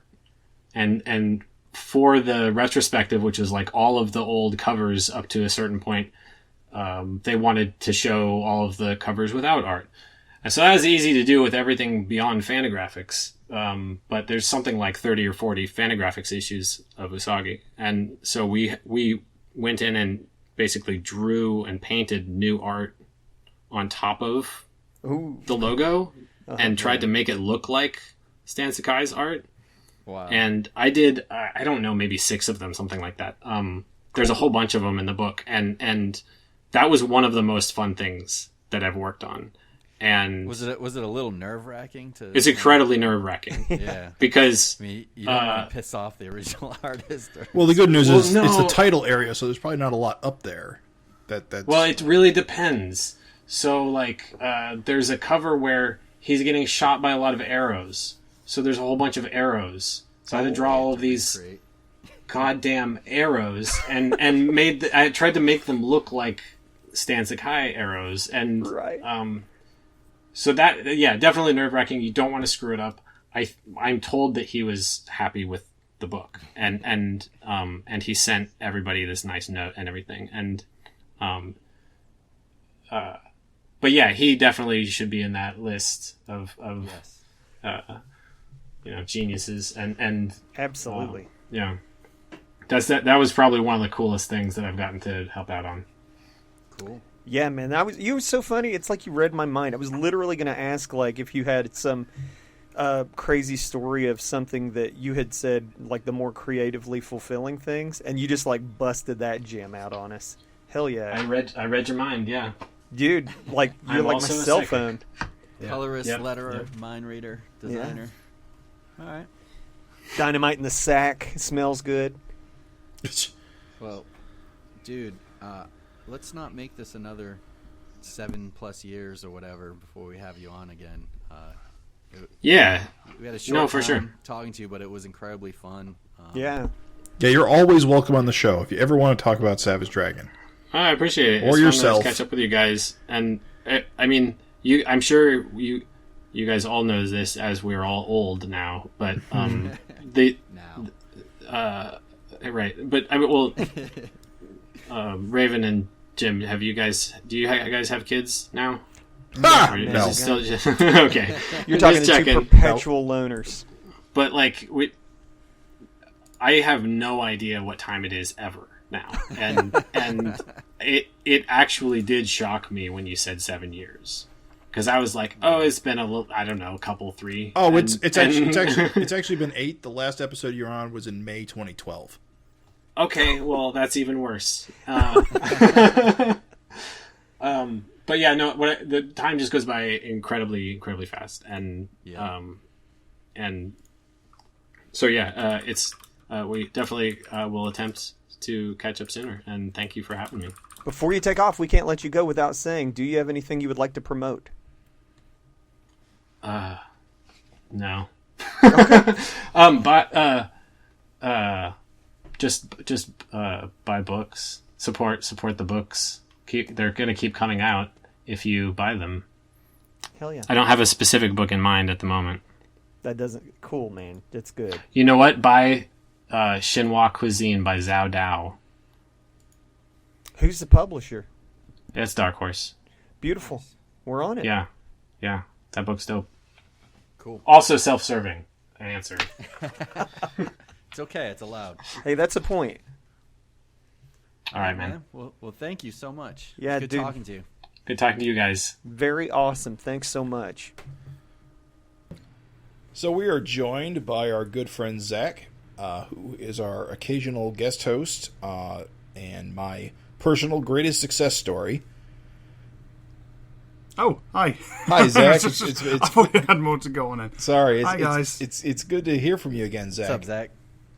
It's all good. It's all good. How are things go on your side? The Disease. shithole, diseased world that has been 2020. Well, you know, it's the apocalypse every day. Yeah. Every day a new horror, more shocking than the last. You get used to it eventually. How's the Boris? Oh, the Boris? Oh, he's just a shit trump, so... Yeah. Dime store. Dime Pretender. store. Well, yeah, pound shop. Frickin' yeah, shit show. Basically just surviving, but about, it says unconvincingly. But at least we've got comics. At least we still have comics. Comics. Do you collect digitally, or are you getting hard copy comics? I get digitally purely for space purposes, and then I pick up the archives editions. Yeah. So I get it in double. I thought like England was like still far behind, or they were for a while. I don't know what was going on, Archive comics. because there was that whole thing with Diamond, obviously early this year, and just people not being able to get a hold of stuff. Just buying it digitally was just like, oh, I'm glad I'm not getting delays. Thank God. I was going to say, that probably didn't affect, like, I guess 2000 AD just rolled right the fuck on out, right? Funny thing about 2000 AD, actually, there's a whole article about it. They've actually handled the COVID stuff like champs, because they're one of the few comic publishers that still has a mail order service. So they've increased their subscriptions during all this, not only in print but also digitally. So they've been doing real well, right, comic wise, in all this. Slamming ass. Finding slamming ass, sure. That's how we put it in professional terms. 2000 AD's been slamming ass during the pandemic. Slamming ass is basically just what's going on in Dragon an awful lot these days, to be honest. So, it's two things they've got in common. That's what we brought you on for. So I am curious, Zach. What? This is slightly off topic, but are you reading many comics right now? Not an awful lot, particularly. I'm keeping it with the core titles, mainly Savage Dragon 2000 AD and a bunch of monthly manga. Just because of cost purposes, money's tight right now. I'm pretty sure it's tight for everyone. So, just grateful to have some kind of income to cover comics. Yeah. But I have let an awful lot of stuff go. But never Dragon. Never Dragon. Yes! That's what we'd love to hear. Jim, you got him into Dragon, right? Well, my memory, guilty. Yeah, well, he's guilty. He was a Judge Dredd fan, as I was, on the official 2000 AD forums, and every week I would post my pull lists, and I started to notice that Zach's pull list was very similar to mine, and so I recommended Savage Dragon back in around 200, or was it earlier than that? It was the Free Comic Book Day issue that came out kind of circa 200. Yeah, so the Legacy one, I think. Yes. Yeah. But apparently, I knew it was around 216, right? Because I remember there was at least one podcast. I think it was the first. Maybe it was after 200. Maybe you're right. Maybe it was 216. I don't know. Maybe you guys were reading it before then, but I do remember wasn't it the Spawn issues or something? I don't know. It was around the time of Spawn. I thought I remember. Well, whenever it was, yeah. Zach is my greatest and only success story in getting some random person to read Savage Dragon. It's a very, very rotten fruit. Why do you think more people like Zach? If you like Savage Dragon so much and being in that kind of Judge Dredd realm and reading the same comics that Jim does, what do you think the disconnect is on Savage Dragon for people? The disconnect, I think, honestly, it's primarily tied into the whole creator-owned market. Certainly in the UK, an awful lot of the perceptions around American comics are still tied into the corporate side, so Marvel and DC. And obviously that would mean here in the UK, Eric would still be mostly known for Spider-Man, Punisher, rather than Dragon. But generally, when you do come across someone who is into the indie stuff, they have heard of Dragon, or have at least had prolonged exposure to it, and the opinions are generally very favourable. Certainly, it's my favourite monthly comic outside of the magazine. Wow. So yeah, I wouldn't be on the show otherwise. So yeah, good shit. It's just needs a bit of an extra push here. It's always shown in my local comic shop in Manchester with great prominence whenever a new issue comes out. So there's definitely a readership here in the UK, just not as much as there would be in some parts of America, I suppose. That's so crazy. Ironically, you probably have better coverage than some parts of America. Well, definitely right now. Yeah. Well, there's it's not a thing here. What? What's not a thing here? I'm saying Dragon presence in a lot of stores is just not a thing. In some stores, that's staggering. Some stores even pride themselves on not carrying it. Mm-hmm. Mm-hmm. Shittily enough. Well, I'm glad. That's actually kind of a cool insight to hear that your shop kind of reps the latest issue. That's neat. Oh yeah, shit. One of the guys who works there is always just freaking singing its praises. I was like, yeah, dude. Wow, that's cool. It's cool to... guys, listen, there's a comic shop out there that sings the praises of Savage Dragon. Can you believe it? This is the best news of 2020, frankly. Save the year. Yeah, turned it You around. only have to Zach. travel 200 miles. So since you went back and got the archive collections? Is that what you said? Like, have you Yeah, gone back and yeah. collected like most of the back issues, or where are you on that? Through the archives, I have collected up to issue 175, so that's like, what, the first 7 archives? I do need to catch up on the archives, to be fair, but as money's a premium at the moment. But other than that 25 issue gap from 175 to 200, I'm pretty much caught up. Nice, dude. Nice, I know. I have been meaning to catch up on the archives for a while. Maybe this month, maybe. Yeah, the archives are perfect. I don't know if you've seen like the pickup on, like, it seems like since COVID, there's been a lot of people that have been jumping on the bandwagon, and like the back issue prices have gone like through the roof on eBay. So the archives are kind of the way to go. I know a lot of people don't like just black and white. I love the black and white line. Oh yeah, no. Anyone who's got an issue with black and white artwork, you don't like comics. Oh yeah, absolutely. Got you. Some of the best comics ever made are black and white. Mm-hmm.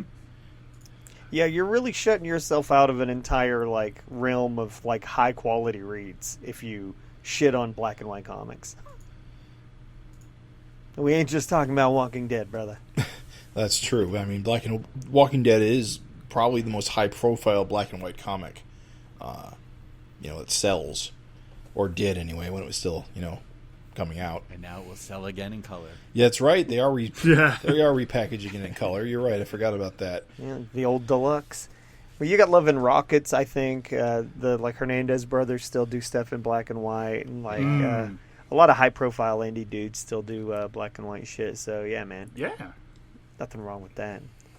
It's cool, man. I'm glad to hear that you're caught up. I'm really like curious to hear sort of your impressions of like this current status quo. The whole Canada, the whole Chicago basically being written out. Yeah. Like, interesting, dude. I want to hear the Zac take. Well, the whole Chicago situation, I think, was probably inevitable. I mean, anyone who knows Eric in person, it was it was definitely something that was on the cards to tie in. He's always tied in modern events in contemporary events, political events. So as the whole shift to Canada made sense, especially considering it seems to be basically it was a running joke at the time of the election. So 4 years later, yikes. Yeah, you guys have got it rough right now. But I'll keep it kind of neat to kind of like circa 250 to 252 because we're on a premium here as far as time is concerned. But certainly the most pressing big reveal lately with the whole Paul Dragon thing, I don't think any of us could have anticipated that happening. That was a big freaking heel turn. And Eric, you goddamn genius. So you were familiar with Paul Dragon? Yeah. Well, there's been the reprints of Graphic Fantasy, so right. I was familiar with that version of the character. So integrating it into the main kind of continuity is like, yeah. I mean, we already had Prism, so right. Yeah, it's true. Nice. It was an insane page turn. It was like It was a massive. It was an anniversary issue, so something crazy was going to happen, and it felt like it wasn't. And then you turn that page, and you're like, there it is. Yeah, that was a weird issue when you think about it. I mean, it was mostly home life, one fight scene, nothing spectacular, and then Paul Dragon. Yeah. It's funny how we're like, nothing spectacular, because we're so like used to Savage Dragon just getting rid of like yawn, body count, and he popped off like 3 villains that are pretty long standing. Well, not long standing, but over 100 issues, right? Since they've been around. Wait a minute, who are we talking about here? The Vicious Circle Junior. Yeah, right? Vicious Circle Junior. Yeah, They've it was been kind around of for to me a big They've been deal. around for 100 issues. That doesn't sound right. Google it. Someone Google it. We can't waste time. Somebody get Gavin on the phone. Yeah. But, regardless, like it still was kind of like a crazy shocker ending, and it's kind of cool to hear, like, even for a new fan, like seeing I say you're not even a new fan now. Like, Jesus, you've been reading Dragon now for, what, 5 years? More like than that. I want to say it's like 7. Yeah. 7 years? Yikes. For a newer fan, it's like still seeing Paul as this kind of a shocker, you know? Yeah, well, that's 50-odd issues that I've been reading monthly. So I think kind of when you hit that kind of landmark, you're like, yeah! It's like, as a fan, I'm not going anywhere anytime soon. Curious, I would like to know your perspective. Would it have moved you more or less if it was the return of Classic Dragon? Oof. To be honest, I don't think it would have done. I think the return of Classic Dragon, which I feel like his story's over now. That final image that we had of him was kind of like the end of that story, and Paul Dragon is like a good consolatory way of doing both of these, and also tying it into the merging of the multiverse elements. From how long has this story arc been going on now? Like 25 issues since that merging happened. Yeah. It felt like the right move, rather than just bringing, because you see people online like going, oh, it's not even the original Savage Dragon anymore, it's his kid. Oh, I preferred it when it's just kind of like, yeah, but that's the great thing about a legacy title like Dragon, is that you can keep it running, and he's even setting it up now with Malcolm's kids, so it's just going to keep running as long as he wants to do it, and all power to it. Yeah, hell yeah. Quick note, the Vicious Circle Jr. came out in 182, so about 70 issues. So I would say that's kind of long-standing. But that's pretty long. Yeah, but they appeared and then went to jail for most of that time. It's not like their history is mostly in their legacy. Potato. You say potato, I say Zermaterbort. I think with Dragon they got, I would say, probably as much screen time as any like secondary character, you know. Think about it. They probably got more like screen time than like fucking Rogue Warrior at this point, right? Yeah, but he's not been in the book that much. He's old, but he's not been in the book that much. All right. I see. All right. I'm not going to win this battle. Yeah, also 252, you know, a wacky experiment issue. Yeah. You know, I just want to hear like your take, like, you know. Oh, it's fucking genius. I freaking love it when an entire issue of a creator-owned comic is just this massive love letter to this insanely niche. Well, I suppose funny strips aren't that niche, but when each 2-page spread is just dedicated to one specific influence, then it's 252, right? Oh, well, yeah, the funnies issue. Yeah, salutes the funnies. Yeah, Raven said 252. You might have thought he meant 250 also. I thought he said 250, sorry. 252, yep. Wait, so did you say 250 also or 252? No, 252. Oh, all right, my bad. Screwing this all up. That's all good. I mean, both solid issues. 252 is just genius. Quality shit. I mean, I can't confess to being familiar with, obviously, again, this is the American element of it, where a lot of these funny strips that would have influenced, I'm not particularly exposed to. I never thought about that. What kind of newspaper? What kind of newspaper comics does the UK usually like? Are they homegrown ones, or do you get a lot of like? There are some homegrown ones, but I couldn't tell you which ones are currently still running. An awful lot of the ones that we do kind of see in the daily papers are imported American ones. So okay, Garfield, Dilbert, but we don't talk about that. We try not to. The majority of the funnies don't generally run in newspapers anymore. They more run in things like the Beano or the Dandy R.I.P. Okay. Whoa. What's that? Oh. Oh, God. No we have to explain to Craig what the Dandy is. Fun times ahead. Do you know Banana Man? Yeah. That's vaguely. Banana Man is one of the seminal strips that was in a kids' anthology comic called The Dandy that ran for like 120 odd years. They're like Mad Magazine, but they're for younger children. Yeah. Gotcha. Not around anymore. It's dead. But anyway. Just no, like Mad it's... Magazine. Just like Mad Magazine. Yeah.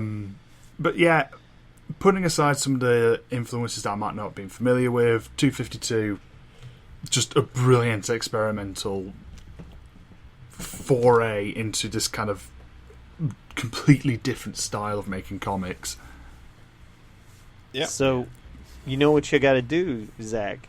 You gotta Google up those weird strips you're not familiar with to get the like real full effect. Like, it's hard to really appreciate that Kathy strip with Angel and Alex until you've seen the shittiness that is Kathy. I'm vaguely familiar with Kathy. I've heard it's awful. So He nailed it. Highly underrated, Kathy. You do not like Kathy. He said it was his favorite strip. I don't love Kathy, but I like Kathy. I liked Kathy growing up. It was like a window into adulthood. Oh, morbid. A grim window. I'm walking away. A grim view of the future. Wow.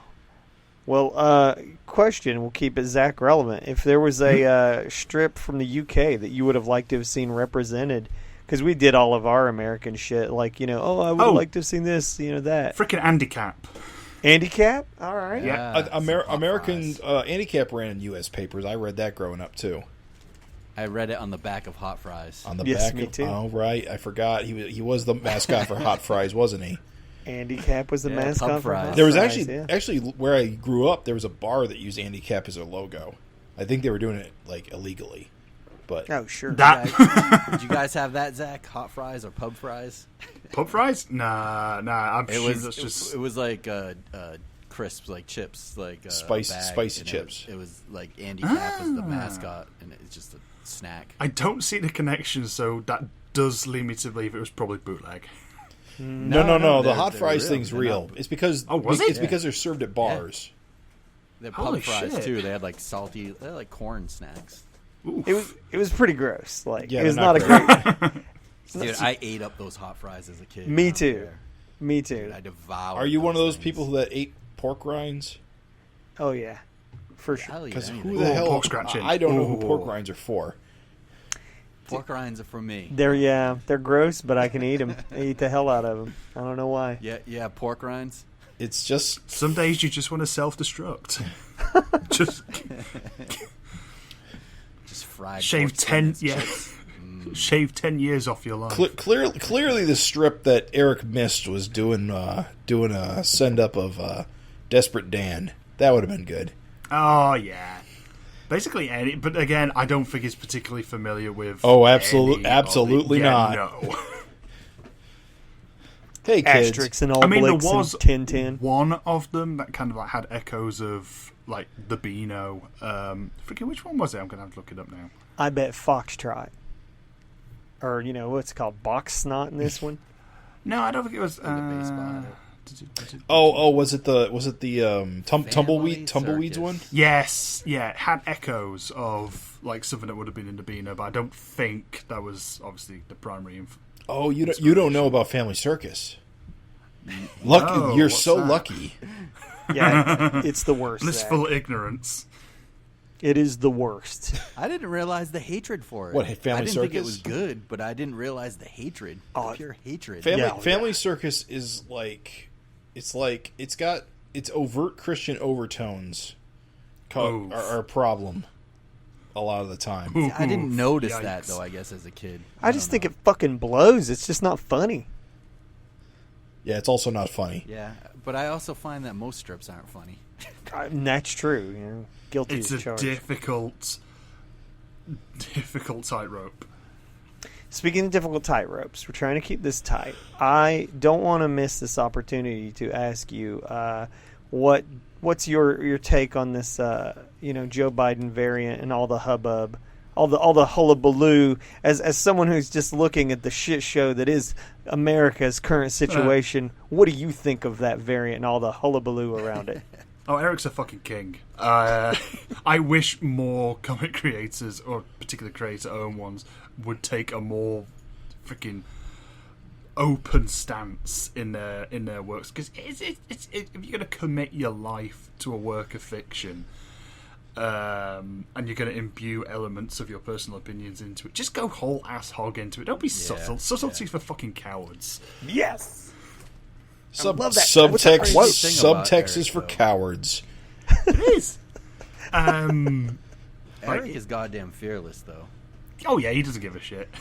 He's amazing. He's never. It's insane the stuff he says sometimes. I'm like, and it's great that he says it, but it's crazy that he says it. Yeah, I kind of wish more comic creators over our side would be as open, because we've got such a just fractured political. Well, I mean, you've got Pat Mills.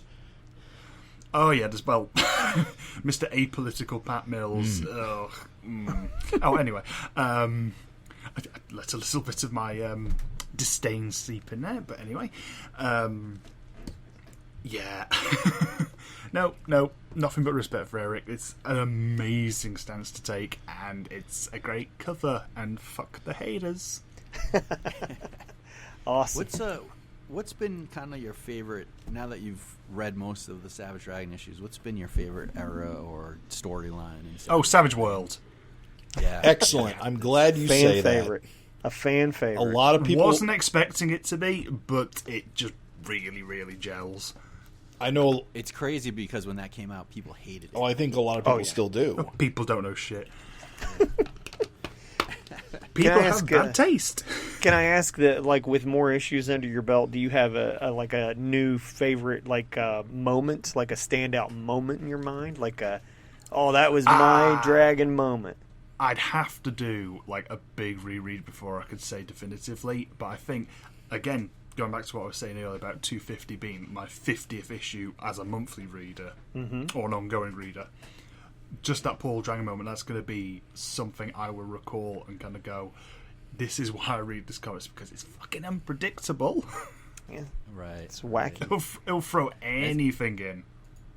It's crazy because my favorite issues change all the time. Oh yeah. Savage Dragon. So yeah, that's a hard answer, but there's definitely like some top 10 moments in my mind. Yeah, I'd have to sit down and do a reread and concoct a list. Something for the Facebook group. Who's been your favorite character in the series? Oh shit!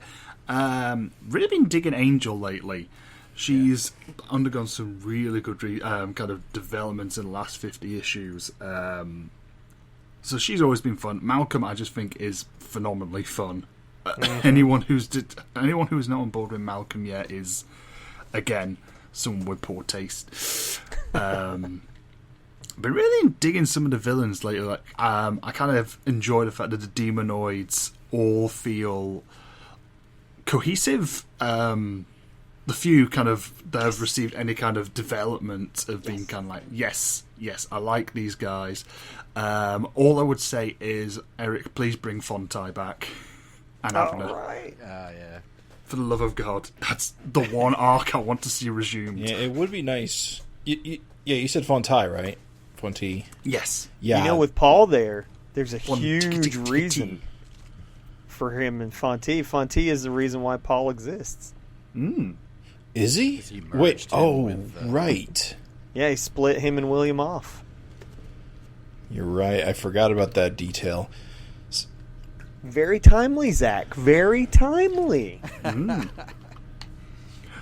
Isn't totally because I just read issue 250. And it was like, oh, soon.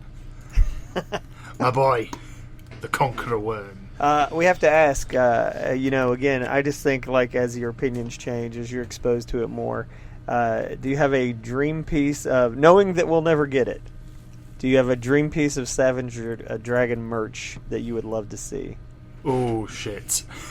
Knowing we will never get it. You have a monkey's paw, you're making this wish, it's gonna happen. The God Sword replica. I was going to figure something along those lines. Rapture Fleshlight. Oh. Like it just shocks you. Yeah, It's I'm just going got a with Raven's taser in it. suggestion there. Actually, yeah, it's shocked. It just has a faulty battery. It just zaps it. There was another. Actually, here's a question. We speculated last episode Eric is planning on doing a issue like emulating different comic book artists in the near future, possibly. Do you have an artist you would like to see him try to capture the spirit of? Yes. This is going to sound awful because I always freaking mess his name up. Bill Seinsrick? Sorry, Bill Sinkovich? Sinkovich. Is that how yeah. Every time I pronounce it differently, but I know he and Eric are friends. And that like 3-page, 4-page Dart story. Yes. So I feel like that's likely. He's just an iconic covers artist and interiors. I think he's more well known for his covers. And obviously Alex Ross I'd like to see get a little nod. So those would be two of the top ones. I've obviously got some like more obscure artists that I'd never ever going to be throw us an echoed. obscure one. This is your list. Throw us an obscure one. Carlos Esquire. Me and Jim have gone on at great lengths about how he's one of the great comic artists who does not get anywhere near enough the recognition he deserves. Tell me, who does he do? He was the co-creator of Judge Dredd. So, okay.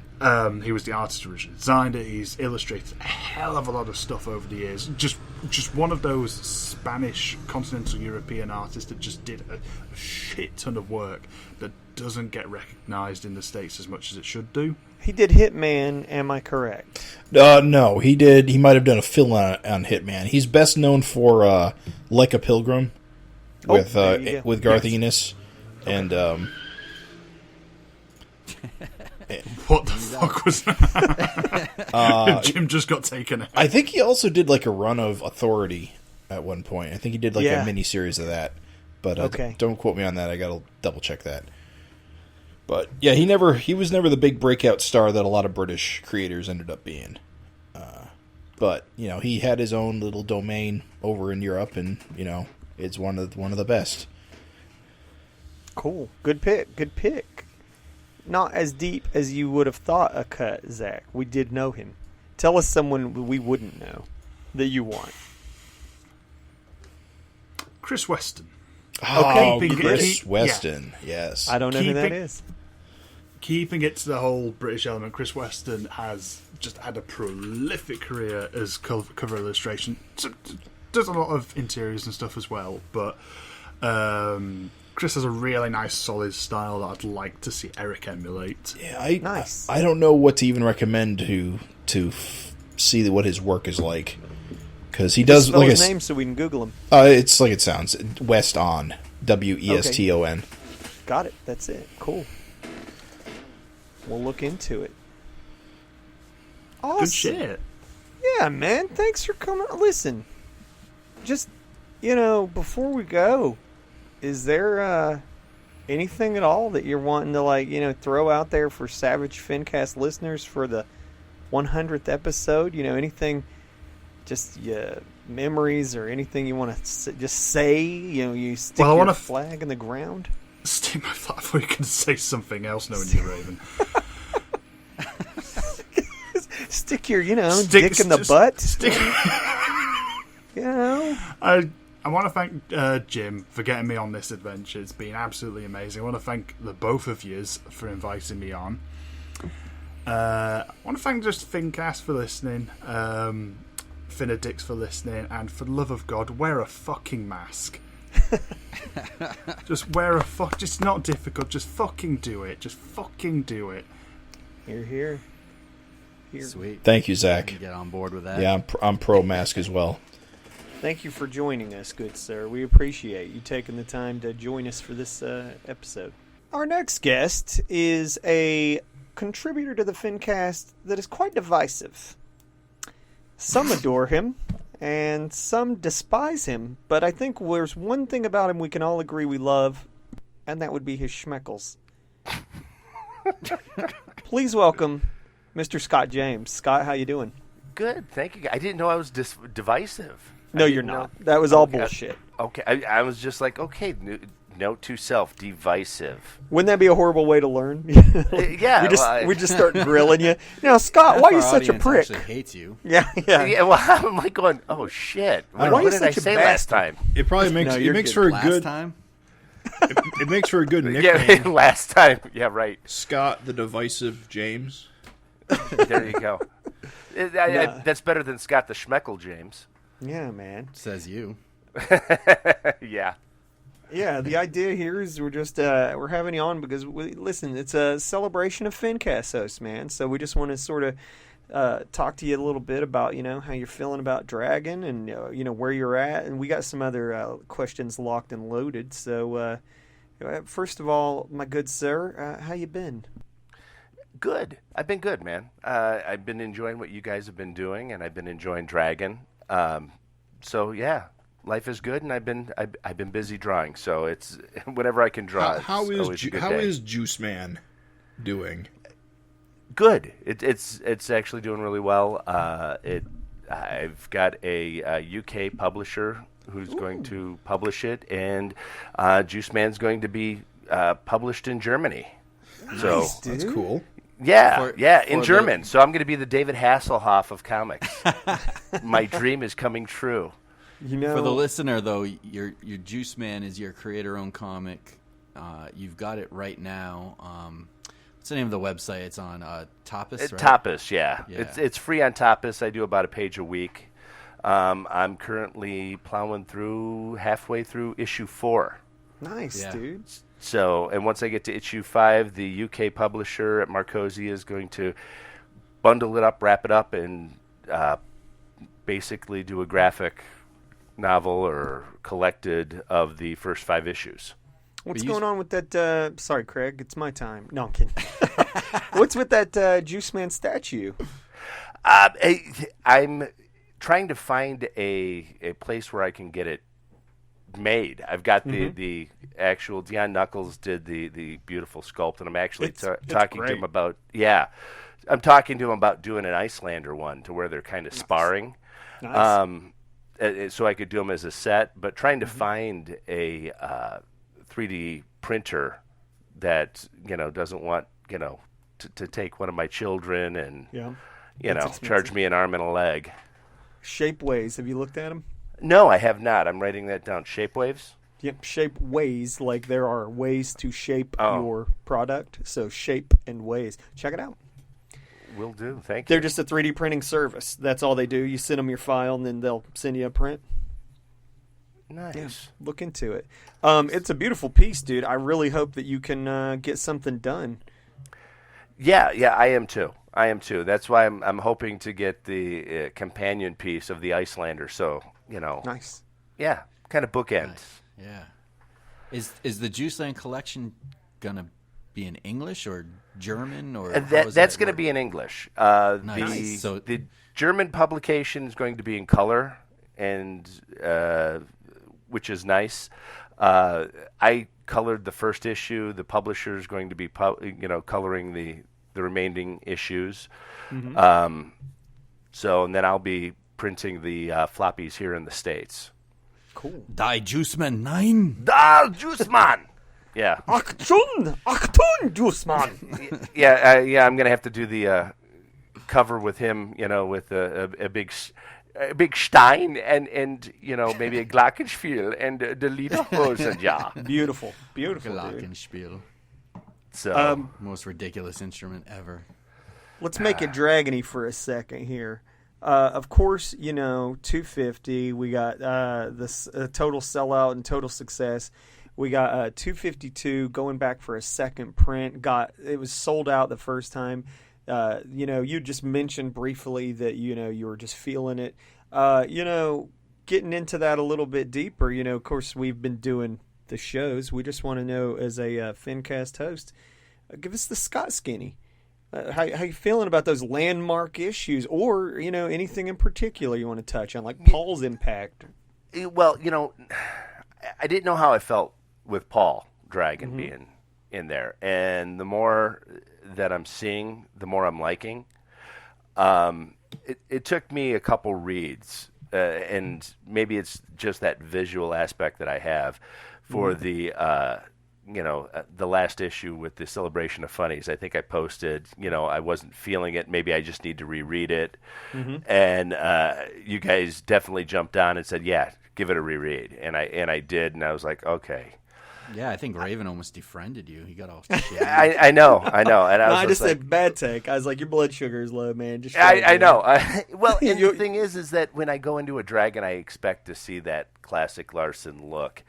And I think that's what threw me. It was like, okay, I've kind of seen this before because he did the strip back when Jennifer married Dragon the first time and he adopted Angel. They went, that whole leaping scene with McDonald's, the wedding. He did that for what was it, CBR or what, a comic book, or CBN. He did a strip in their little magazine or their little newspaper, and then he collected it all in an issue. So I felt it was kind of done, and then after revisiting it, it was like, okay, I had a different take because when I look at a Dragon book, when I pick up Dragon, I pick it up to see Eric's distinct style, to see, and not seeing that, it kind of, I was like, oh, okay, yeah. All right. And it was hard for me to read because I'm an art guy. And then once I read it, I'm like, okay, let me digest it. Something we mentioned was that it was just kind of interesting because there's a lot of characters introduced in that issue. And what's funny is, so they're not introduced in Eric's style. And so it's kind of funny because the first appearance of what you would assume are going to be recurring characters, they show up and they're not like, you don't really know what they're going to look like again when you see them again. Right. So what's your kind of thoughts on that? Are you excited to see their final real looks, or do you just sort of whatever? I am, because Eric has such a distinct style and he brings such character to his characters. And I think that's where I kind of, it went over my head in the aspect of this is, these are new characters that are drawn in someone else's style. So, it didn't register that, oh, these are new characters. I wonder where this is going or where that's going. To me, it was like, okay, he's mimicking, Charles Schultz, or, he's mimicking, the Family Circus, style. And it was, I had to remove myself from being a Larson art fan and go into the mode of, I enjoy his writing. Let me look at it in a different perspective. Sure. If that makes sense. And that's where, at first it wasn't a favorite issue of mine, but then after revisiting it, I had to digest. So you're digging on the 252. You have come around. I think sort of the thing we were just, this is a softball, kind of easy, but the next issue experiment that's just floating out there in the ether was just what kind of style. He says he wants to, maybe he's thinking about doing an issue where he tackles artists. So it wouldn't be like, oh, I'm doing Batman, I'm doing Spawn. It's like, he would be trying to do a Rob Liefeld page, or he would be doing a Frank Cho page or something like that. If you were to somehow gain control of Eric, if you were controlling his mind, you got your Icelander 3 Viking heads, but they're all Scott heads floating around Eric's body. And you're making, that's a Juice Man reference, listeners, but you're making him draw in whatever styles that you want. Which artists does Scott James put in that book? Oh, besides Eric. I mean, this is Eric doing it, but man. Yeah. Eric doing Eric.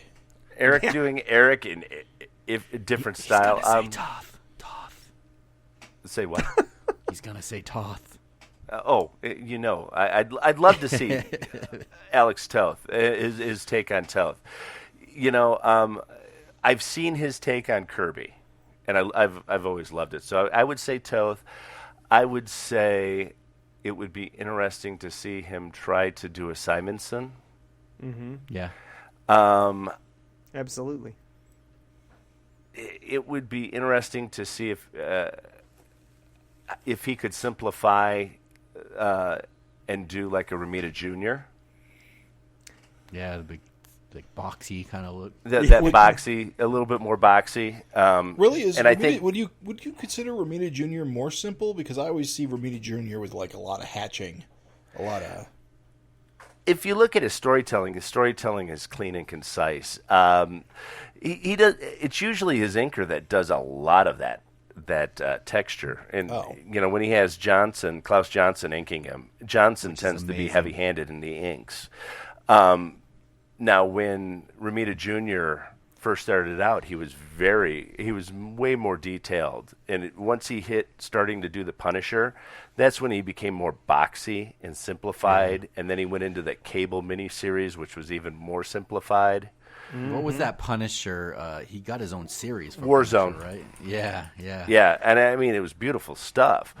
But that's when he started to really, after Daredevil, he really started to simplify his stuff. When you had Al Williamson inking him, that's when you got a lot more of that crosshatch and detail during his run on Daredevil. So, it would be interesting to see if he could pull off a Travis Charest. Oh, yeah. I don't know Travis Charest. 90s guy, extreme. He's the one who did a lot of stuff. He did Wildcats. He did the Wildcats X-Men, that World War II one that was just beautifully illustrated. It's funny because he's like along those lines of think like a Jim Lee clone, but like not clone. Right. Well, like not he like started he's doing out his as own one. thing. Yeah, he's doing it. He came into his own though, pretty good. Yeah. I don't know who else. You got favorite artists, Scott? Give us one more. This is your dream. You're in control, man. You're possessing Eric, and he's like, no, I don't want to put Juice Man in the book, but you do. Yeah. Oh, it would be nice, but no, that's probably not likely. Kirby. Your faves, dude. Your fave. Give us one. Just one more, and you're out. One more, and I'm out. One more, and you're out, James. Come on. Buscema. Okay. John Buscema. Nice. Yeah, that's Cool. That's logical. These are solid choices. Solid picks, my dude. Yeah, I'm just trying to think of something that would be in Eric's wheelhouse, and See, those are totally out of his wheelhouse. Are they? That's the point, I think. I don't think John Buscema. If you look at Eric's style, I could see Eric doing more of a Kirby than a Buscema. Right. It'd be interesting to see him try it. I'm trying to remember. Buscema is one of like Eric's favorite artists, though, right? No. Oh, I don't know. Not like said Gil that, Kane or Yeah. I'm trying to think of all like all the 70s comics that he read. I'm not sure. I don't know. Yeah, I would say Kane, Trimpe, Kirby. Burn. Yep. Yeah, I was trying to throw ones out there that he typically wouldn't. It'd be interesting to see his take and his approach on that. Scott, I would say your art is pretty heavily influenced by Larson. Like, we can tell you're a fan. Like, there's certain guys that have like their own kind of school of art. I feel like Liefeld, there's a ton of Liefeld guys that look like him, like Chapyip or John Mallon, or Jim Lee had guys like Brett Booth and McFarlane. Like I think John Cleary, whatever, the Deadly Duo artist, or Mario Gully with Ant. But I feel like Larson never really had a group of guys that really Imitated him. Not even just imitated, but just were heavily influenced. But then there were guys like Mark Englert. I find like I put you in that category. Friend of the show, Mark Welser, I feel like is heavily influenced. Yeah. Do you feel like you're heavily influenced? And what is it about Larson that's his art that like really captured you or really got you into it? I'm definitely heavily influenced by Eric. It's what got me was his storytelling and his action, and how he was like a modern day Kirby. I was, I liked Kirby, but I wasn't like a major geek of Kirby stuff until coming across Larson's work. Mm-hmm. Guys our age aren't. That's how it usually works. Yeah, but I was always a fan of Toth. Mm-hmm. And what I found really freeing and inspiring about Eric's work is that it's loose, it's fun, it can be tongue in cheek. I was coming off of doing a lot of RPGs and CCGs and role-playing games and that kind of stuff. So it was more photorealistic where, when I was in college, I did Juice Man, and it was more of a, that tongue-in-cheek, and I saw, that sense of humor and being able to, Eric can play with proportions. Well, I like playing with proportions because when I created Juice Man, he was, created because of the guys that would skip leg day, and I always called them Juice Men. So, right. That's how that came about. So it was like, oh, well, maybe there is a place for this. And seeing how he was able to just have that panel just light up with action, and the story was solid. Right. It was like a total package. So yeah, I mean, I am definitely heavily influenced by Eric's work. There's little bits that I sprinkle from, all of my influences, but you see it especially in my hands. Yeah. Oh yeah. The Eric Larson hands, they're in your face. They're, you've got the knuckles and the certain way that he draws the knuckles. You see the power in the fist, the closed fists, and I'm just like, I've always loved how he did that. Yeah. So the use of foreshortening, I know he's mastered that. I feel like you're at that level. I think one of the things I enjoy, and I know a lot of the readers enjoy, is when you do a backup, you're really able to capture the look of Dragon, which is fun. It's always enjoyable when someone can capture like the main artist's look and run with it and put their own little style on it as well. But I was just curious because it's a weird thing where you don't really see that many people that are in that Larson school of art. And like I said, I feel like you and maybe a couple other people really took to it. The three you mentioned, Craig, for sure. Yeah. Well, and I remember Eric saying one time in an interview, that not many people mimic his style or are influenced by his style, and if there was somebody that was like that, or like a Jim Lee clone but an Eric Larson clone, he would hire him. So that was like maybe I could get hired. I like the style, and it was me also immersing myself in trying to dissect what he does. Kind of reverse engineer. Okay, well, how does he look at this action sequence? What is his pacing? What are those certain nuances that he has, and what are those notes that he's hitting? To make it flow. So,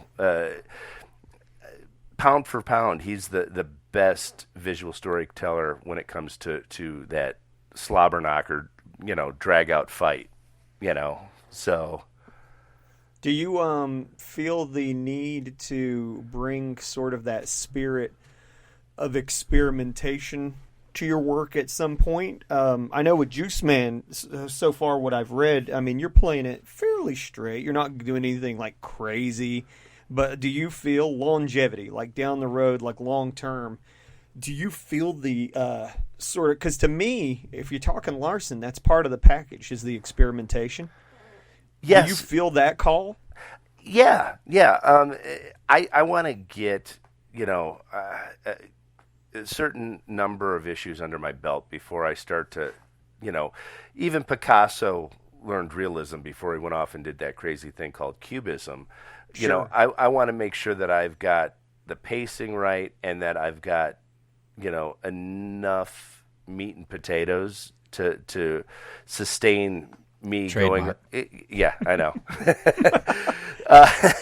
For me to go off the reservation, buying myself some of that. Hey, you know what? He's done X a number of issues. Straightforward.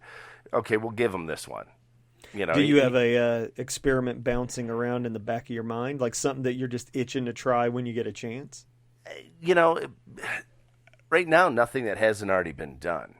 And that's the sad thing, you know. Well, sometimes, I mean, Jesus, comics, though, it's, like, really hard. Like, sometimes somebody will be like, I got a superhero idea, and it's never been done. And I'm like, you're stupid. It's all been done. Yeah. So, to an extent, you just got to just do it because, like, what hasn't been done? What I need to do is try to force myself to do more 2-page spreads. Hell yes, dude. I have not, Juice Man has not had one 2-page spread. Part of it is being confined to that Tapas format. Sure. Because, you know, with a 2-page spread, it's not going to read without seeing both pages. So They eventually can't do 2 pages on that? No, because it goes vertical. The traditional digital fix for that, Scott, is as such. You, just so you know, Jim, you probably can agree with this. You read a lot of digital mostly. I do. You hit them with the smaller, like the smaller things so they can see both sides.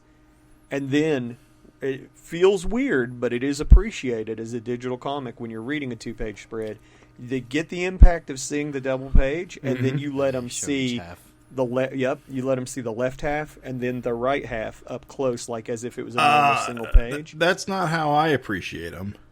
Well, let us know. Tell me, dog. What's up?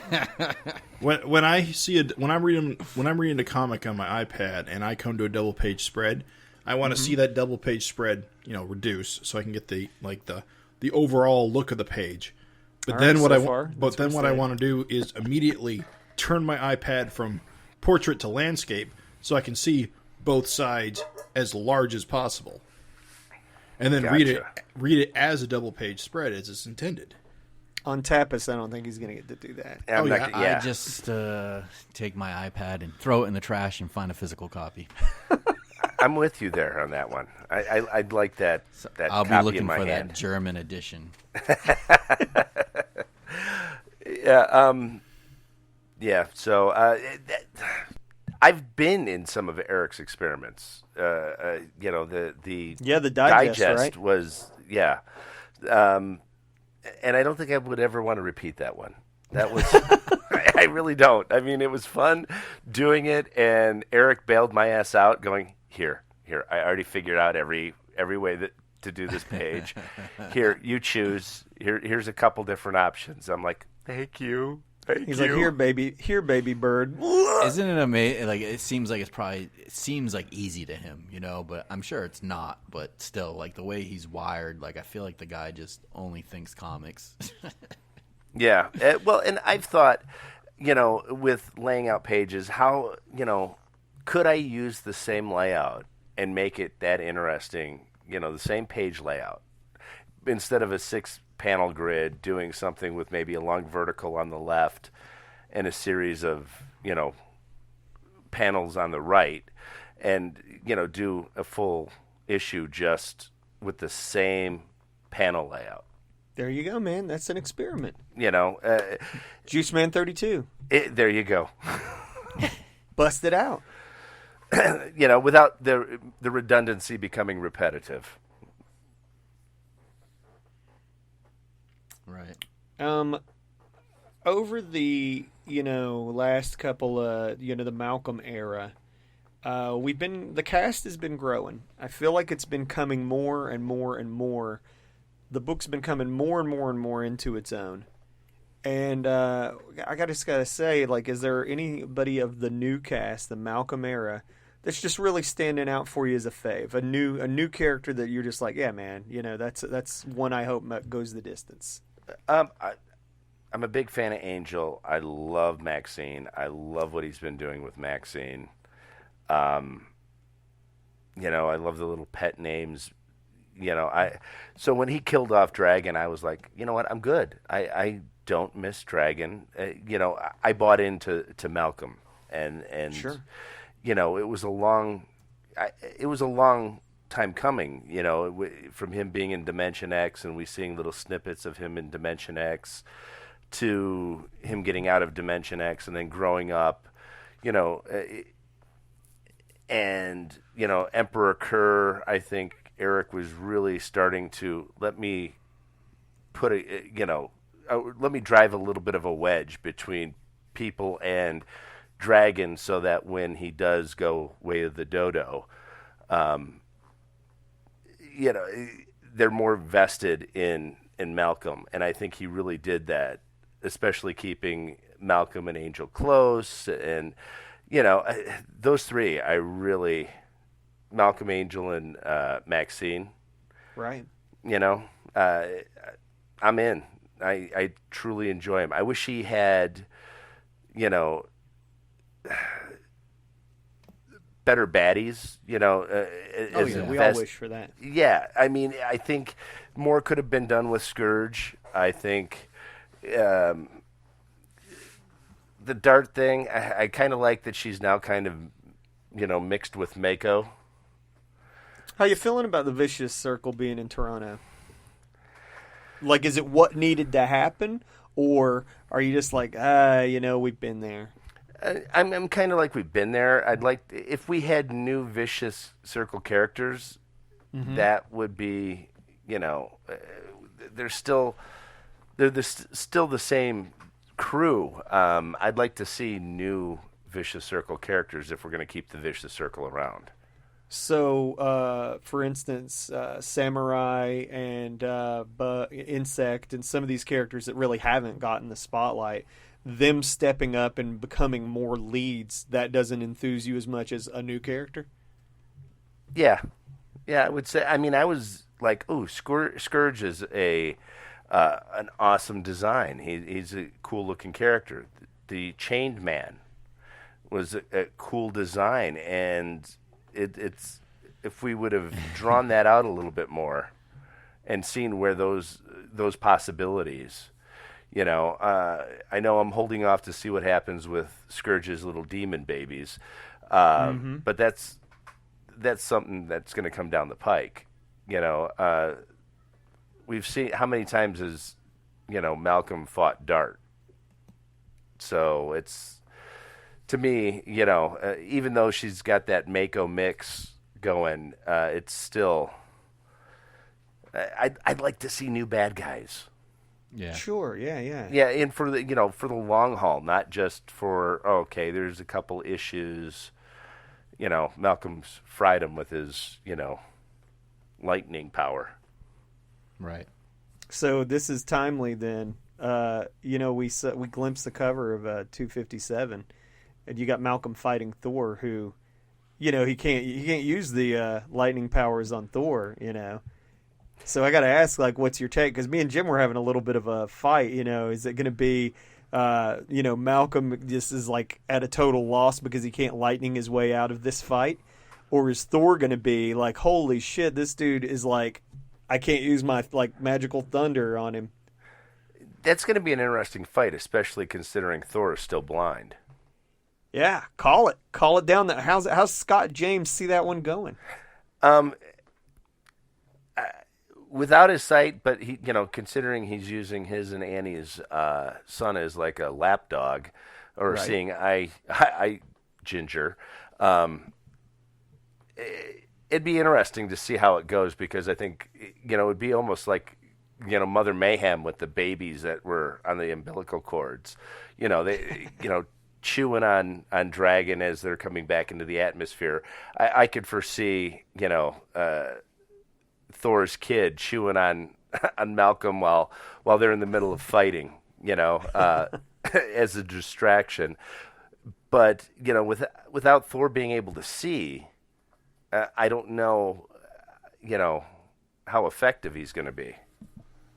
He's a god. He's a god, some but other god's eyes or something. He'll just echolocate. There you go, like a dolphin. Bat Thor. Let me ask you, Scott. I mean, I think you've probably done more backups than anyone besides Frank Fosco and Savage Dragon. You've done Max Damage, Deadly Duo, Alex Wild, Neutron Bob, a Lightning Bug backup, Barbaric and Ricochet. I think Battle Girl and Red Giant and Star One. I don't know. Am I missing any there? No, that's Yeah. It's pretty awesome that you've gotten the ability to play with all those characters, and I know you've added a couple of your own characters in the mix, like Beer Belly and Kill Crazy. Are there any characters that you itching to play with to do a backup that you haven't played around with yet? I would probably say it would be cool to do a Maxine. And Maxine backup, an Angel backup now that she's, not Battle-Girl, more adult, probably those two. When you say Maxine, do you mean like more of the sort of down-to-earth, like in her apartment, like quarantine kind of stuff that we're seeing? Or do you have something else in mind? Raven just wants to know, like, can be like sexy and stuff. Hey, just say it, dude. I'm down. Just say it, dude. Just you mean just a home? Yeah, at home where maybe the bedroom. Yeah. No, I don't know. Maybe a quarantine thing. That would. It could be interesting, especially as great as Eric writes. I think one of those more intimate moments would be cool. Not the way that you're thinking, Raven, but maybe the way you're thinking, But, something, not per se, a slugfest. But, right. I really enjoy Angel as a character. I mean, I think she's come a long way. You can tell Eric's vested a lot of time in her. I haven't done a Malcolm backup. That would be kind of cool. No, that's true. Oh yeah. You've definitely done like sketches though, like a cover, like a blank cover, right? Like a commission. Yeah, and that was yeah. back when Malcolm was just starting to try to take over when he was kind of starting to do the transition, where Eric was doing the transition between Dragon and Malcolm. That 250, I was like, oh yeah, let me do some. So I'm 200. You mean? Yeah, right? yeah. I'm sorry. Yeah, issue 200. So I was like, yeah, let me do. I like the idea of kind of like doing those little monster condom ads. So I was trying to. Do tongue-in-cheek stuff State like Fair zucchini. Yeah, who needs a Trojan when you have a monster? And Maxine's holding up the two difference, between the two different condoms. One looks like a body bag compared to the Trojan. So, yeah, but no, probably those three characters. I would be, and I'm always down for a deadly duo. I really enjoyed, Kill Cat and Kid Avenger. How does that usually work? Do you approach Eric and say you have an idea for something, or does he just say, "I've got a script, you interested?" It's happened both ways. It's happened both ways. My very first backup, I was like, "What does it take to get a backup?" And he goes, "What character do you want to draw?" And I was like, "Alex." And he goes, "Well, I'll get back to you." And then I did like a pinup of Alex on the bed, in her police police shirt and handcuffs, and I sent it to him as a pinup. And he goes, "We'll use this as the splash page." I'm like, "Oh, nice. Okay, cool." And then I waited another few weeks, and he then still hadn't sent me anything, so I laid out 6 pages. And it was my take, and I called it Women's Intuition. And it was me implying that Alex knew something was off with Dragon because he was Dark Dragon, not, her dragon. And she was telling Frank. So I had Frank in the backup as well, and they were in a bar talking. The CD bar, they were in the CD bar talking. And, she saw Dragon take a bribe. She's explaining all this stuff to Frank, these things that are un-dragon-like. And Eric goes, "Not bad. Not terrible, not bad." He goes, "But I think that was what set him off going, okay, here's a paragraph." And it was like literally 6 sentences, and each sentence was kind of a page. And then I took that and That's how I did. I think it was 132. I forget which one it was, but it was that first Alex backup. So. Wow, that was quite a long time ago now. Yeah, and then there's times where Eric contacted me my first time drawing the Deadly Duo with that digest where he said, I got a Deadly Duo backup. Do you want to do it? It's for an experiment. And I was like, yeah, sure, I'm in. And then I'm like going, oh, what did I just sign up for? Right. Help me. I can't figure out how to lay out these pages so that they work in both formats. So. I'm going to ask, it's a cliche sort of question, but I don't feel like we've ever asked Scott this, though. You know what I mean? Like, I feel like we've answered this 100 million times, but, like, I got to, with this, we're basically celebrating FINcast hosts here, so we're grilling you. We're interviewing you. But, you get, again, you're getting your wish here. You get any piece of Savage Dragon media you want. It could be anything, man. Like movie, video game, a statue of Maxine, whatever. What are you getting, dude? What's you're gonna wish for? It's gonna happen. What are you wishing for, Scott? Ooh. Any merch in the world. New animated series, whatever.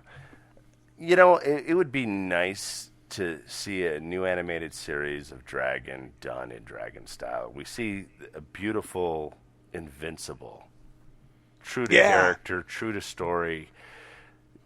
Give Dragon the same fucking treatment. I mean, timely, and actually good do it answer. as like each issue is an episode. The Invincible thing, it's interesting that you bring that up because their whole big thing, they're selling it too, is they're like, oh, it's going to be animation like, Batman the Animated Series, but violent. Like, because Invincibles, sells the violence. And I just laugh because I'm thinking to myself, man, goddamn, if you're going to do an Invincible, didn't that Invincible animation, didn't that just sort of light your dragon fire? Oh, yeah. No one will never get it. This is just, we're wish fulfillment here. But like I'm saying, weren't you just thinking... So let me ask you, like, if they sort of write out dragon involvement, like if we can sort of fin heads see the parts where there should have been image characters, are you going to be bummed or are you going to be like, well, it had to happen? Dude, Dragon's got to be in it, right? He's got to, dude. He's the proto-Invincible. And Kirkman being on Larson's tip as well, much as he is, like... and you think about how many times they've crossed over and how many times Dragon... has been in Invincible or Invincible in Dragon. Vice versa. Yeah. So it would be a nice little tip of the hat or cameo. And it would be nice if it was a springboard for a Dragon cartoon. I'm going to be using that Invincible cartoon to make Dragon fans left and fucking right, dude. Don't you fucking think I'm not? Because, dude, Kirkman himself, the thing is Kirkman himself says all the time, I'm ripping off Dragon. Read Dragon. If you love this, you'll love Dragon. But don't you think Dragon's got to be in it? He's got to, right? They're both image partners. Kirkman's not going anywhere. Larson's not going anywhere. I mean, plus you can't have Youngblood. You can't have Youngblood, so that ups the Dragon factor. Well, there's probably legal issues. I don't know if Dragon's... I don't think Dragon's like TV options are out there, so... Maybe there aren't any issues, but, so it's probably a case-by-case thing. Yeah. Well, I'm guessing we're not going to burn up Scott's interview with speculation. USA still owns the rights. No, it's not that. We're hanging on to them. Yeah, I'm pretty sure that Larson owns all his media rights right now, so, it's possible, but, it would be nice. It is. It can be complicated, is all. Well, and it would be nice to see it the way he's drawing it in his style, not that kind of watered down milquetoast style that they did with the first one, and that it's written the way that Larson writes today. Cory Walker is involved with like art direction on that. Oh yeah, you could tell. That's why it looks so fucking good. So you got to think like, imagine Cory Walker art direction on animated Dragon. God damn. Are they really selling this show on the violence? Because I'm going to be honest with you, violent cartoons aren't new anymore. I mean, that was their whole thing. They're like, when they first announced it, they're like, and we're not holding back on the violence.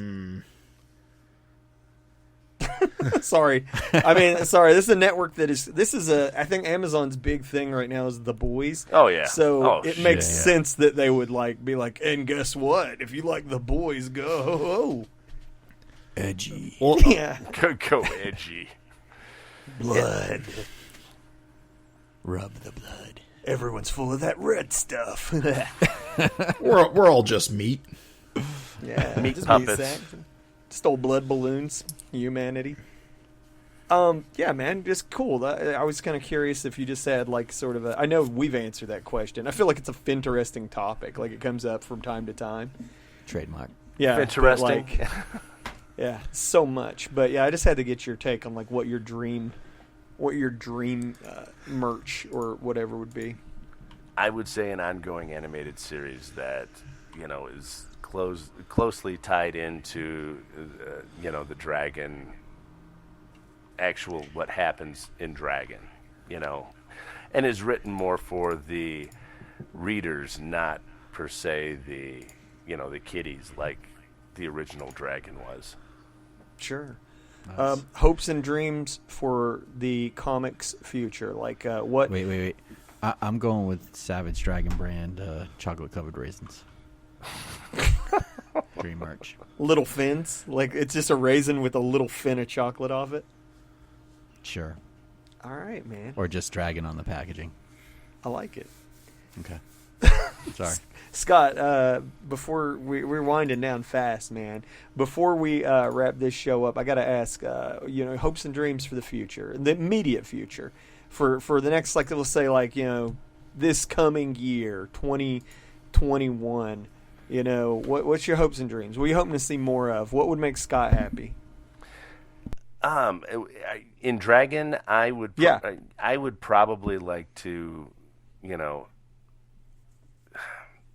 see a more of an epic story arc in the aspect of, we have a bad guy, a new situation that, goes over a period of time, kind of like how Overlord was, 25 issues or 20 issues before he got his ass capped, something that builds, something that, seeds are being sown, or being planted, and we later see how those, the fruit that's, bared from that. Right. I think a lot of the issues are one and dones lately. There's not much being set up for, future tales, if that makes any sense. Sure. Absolutely. We talk about that a lot. So for me, that's what I'd like to see is more of an epic. Going off of Invincible, that was the nice thing that Kirkman did, was that he built, and we had major story arcs that took place with, major bad guys, and it wasn't one issue and it's done, or 2 issues it's done. It was over 10 issues or more. Something that would make a nice meaty graphic novel. Fair enough. Hey, man, look, it's been fucking awesome having you on. Before you go, Craig, Jim, you got anything you want to throw Scott's way, or should we go right to what do you got to promote? I just want to say thanks, Scott, for jumping in and joining us here and there on the FINcast. I know the listeners always appreciate your point of view, especially from an artist and a guy that's worked on the book with Eric, and you're able to pull back the curtain every once in a while and give us a little insight. It's drinking buddies with Frank. Yeah. Yeah, no, and I always appreciate when you guys ask me to be on, because it's like I said, it's not very often that I get to talk, Dragon with people. So, and I try with my wife all the time, and she looks at me like I've got a third eye, or, she gives me that sunny dog look, like, really? You're going to talk to me about this now?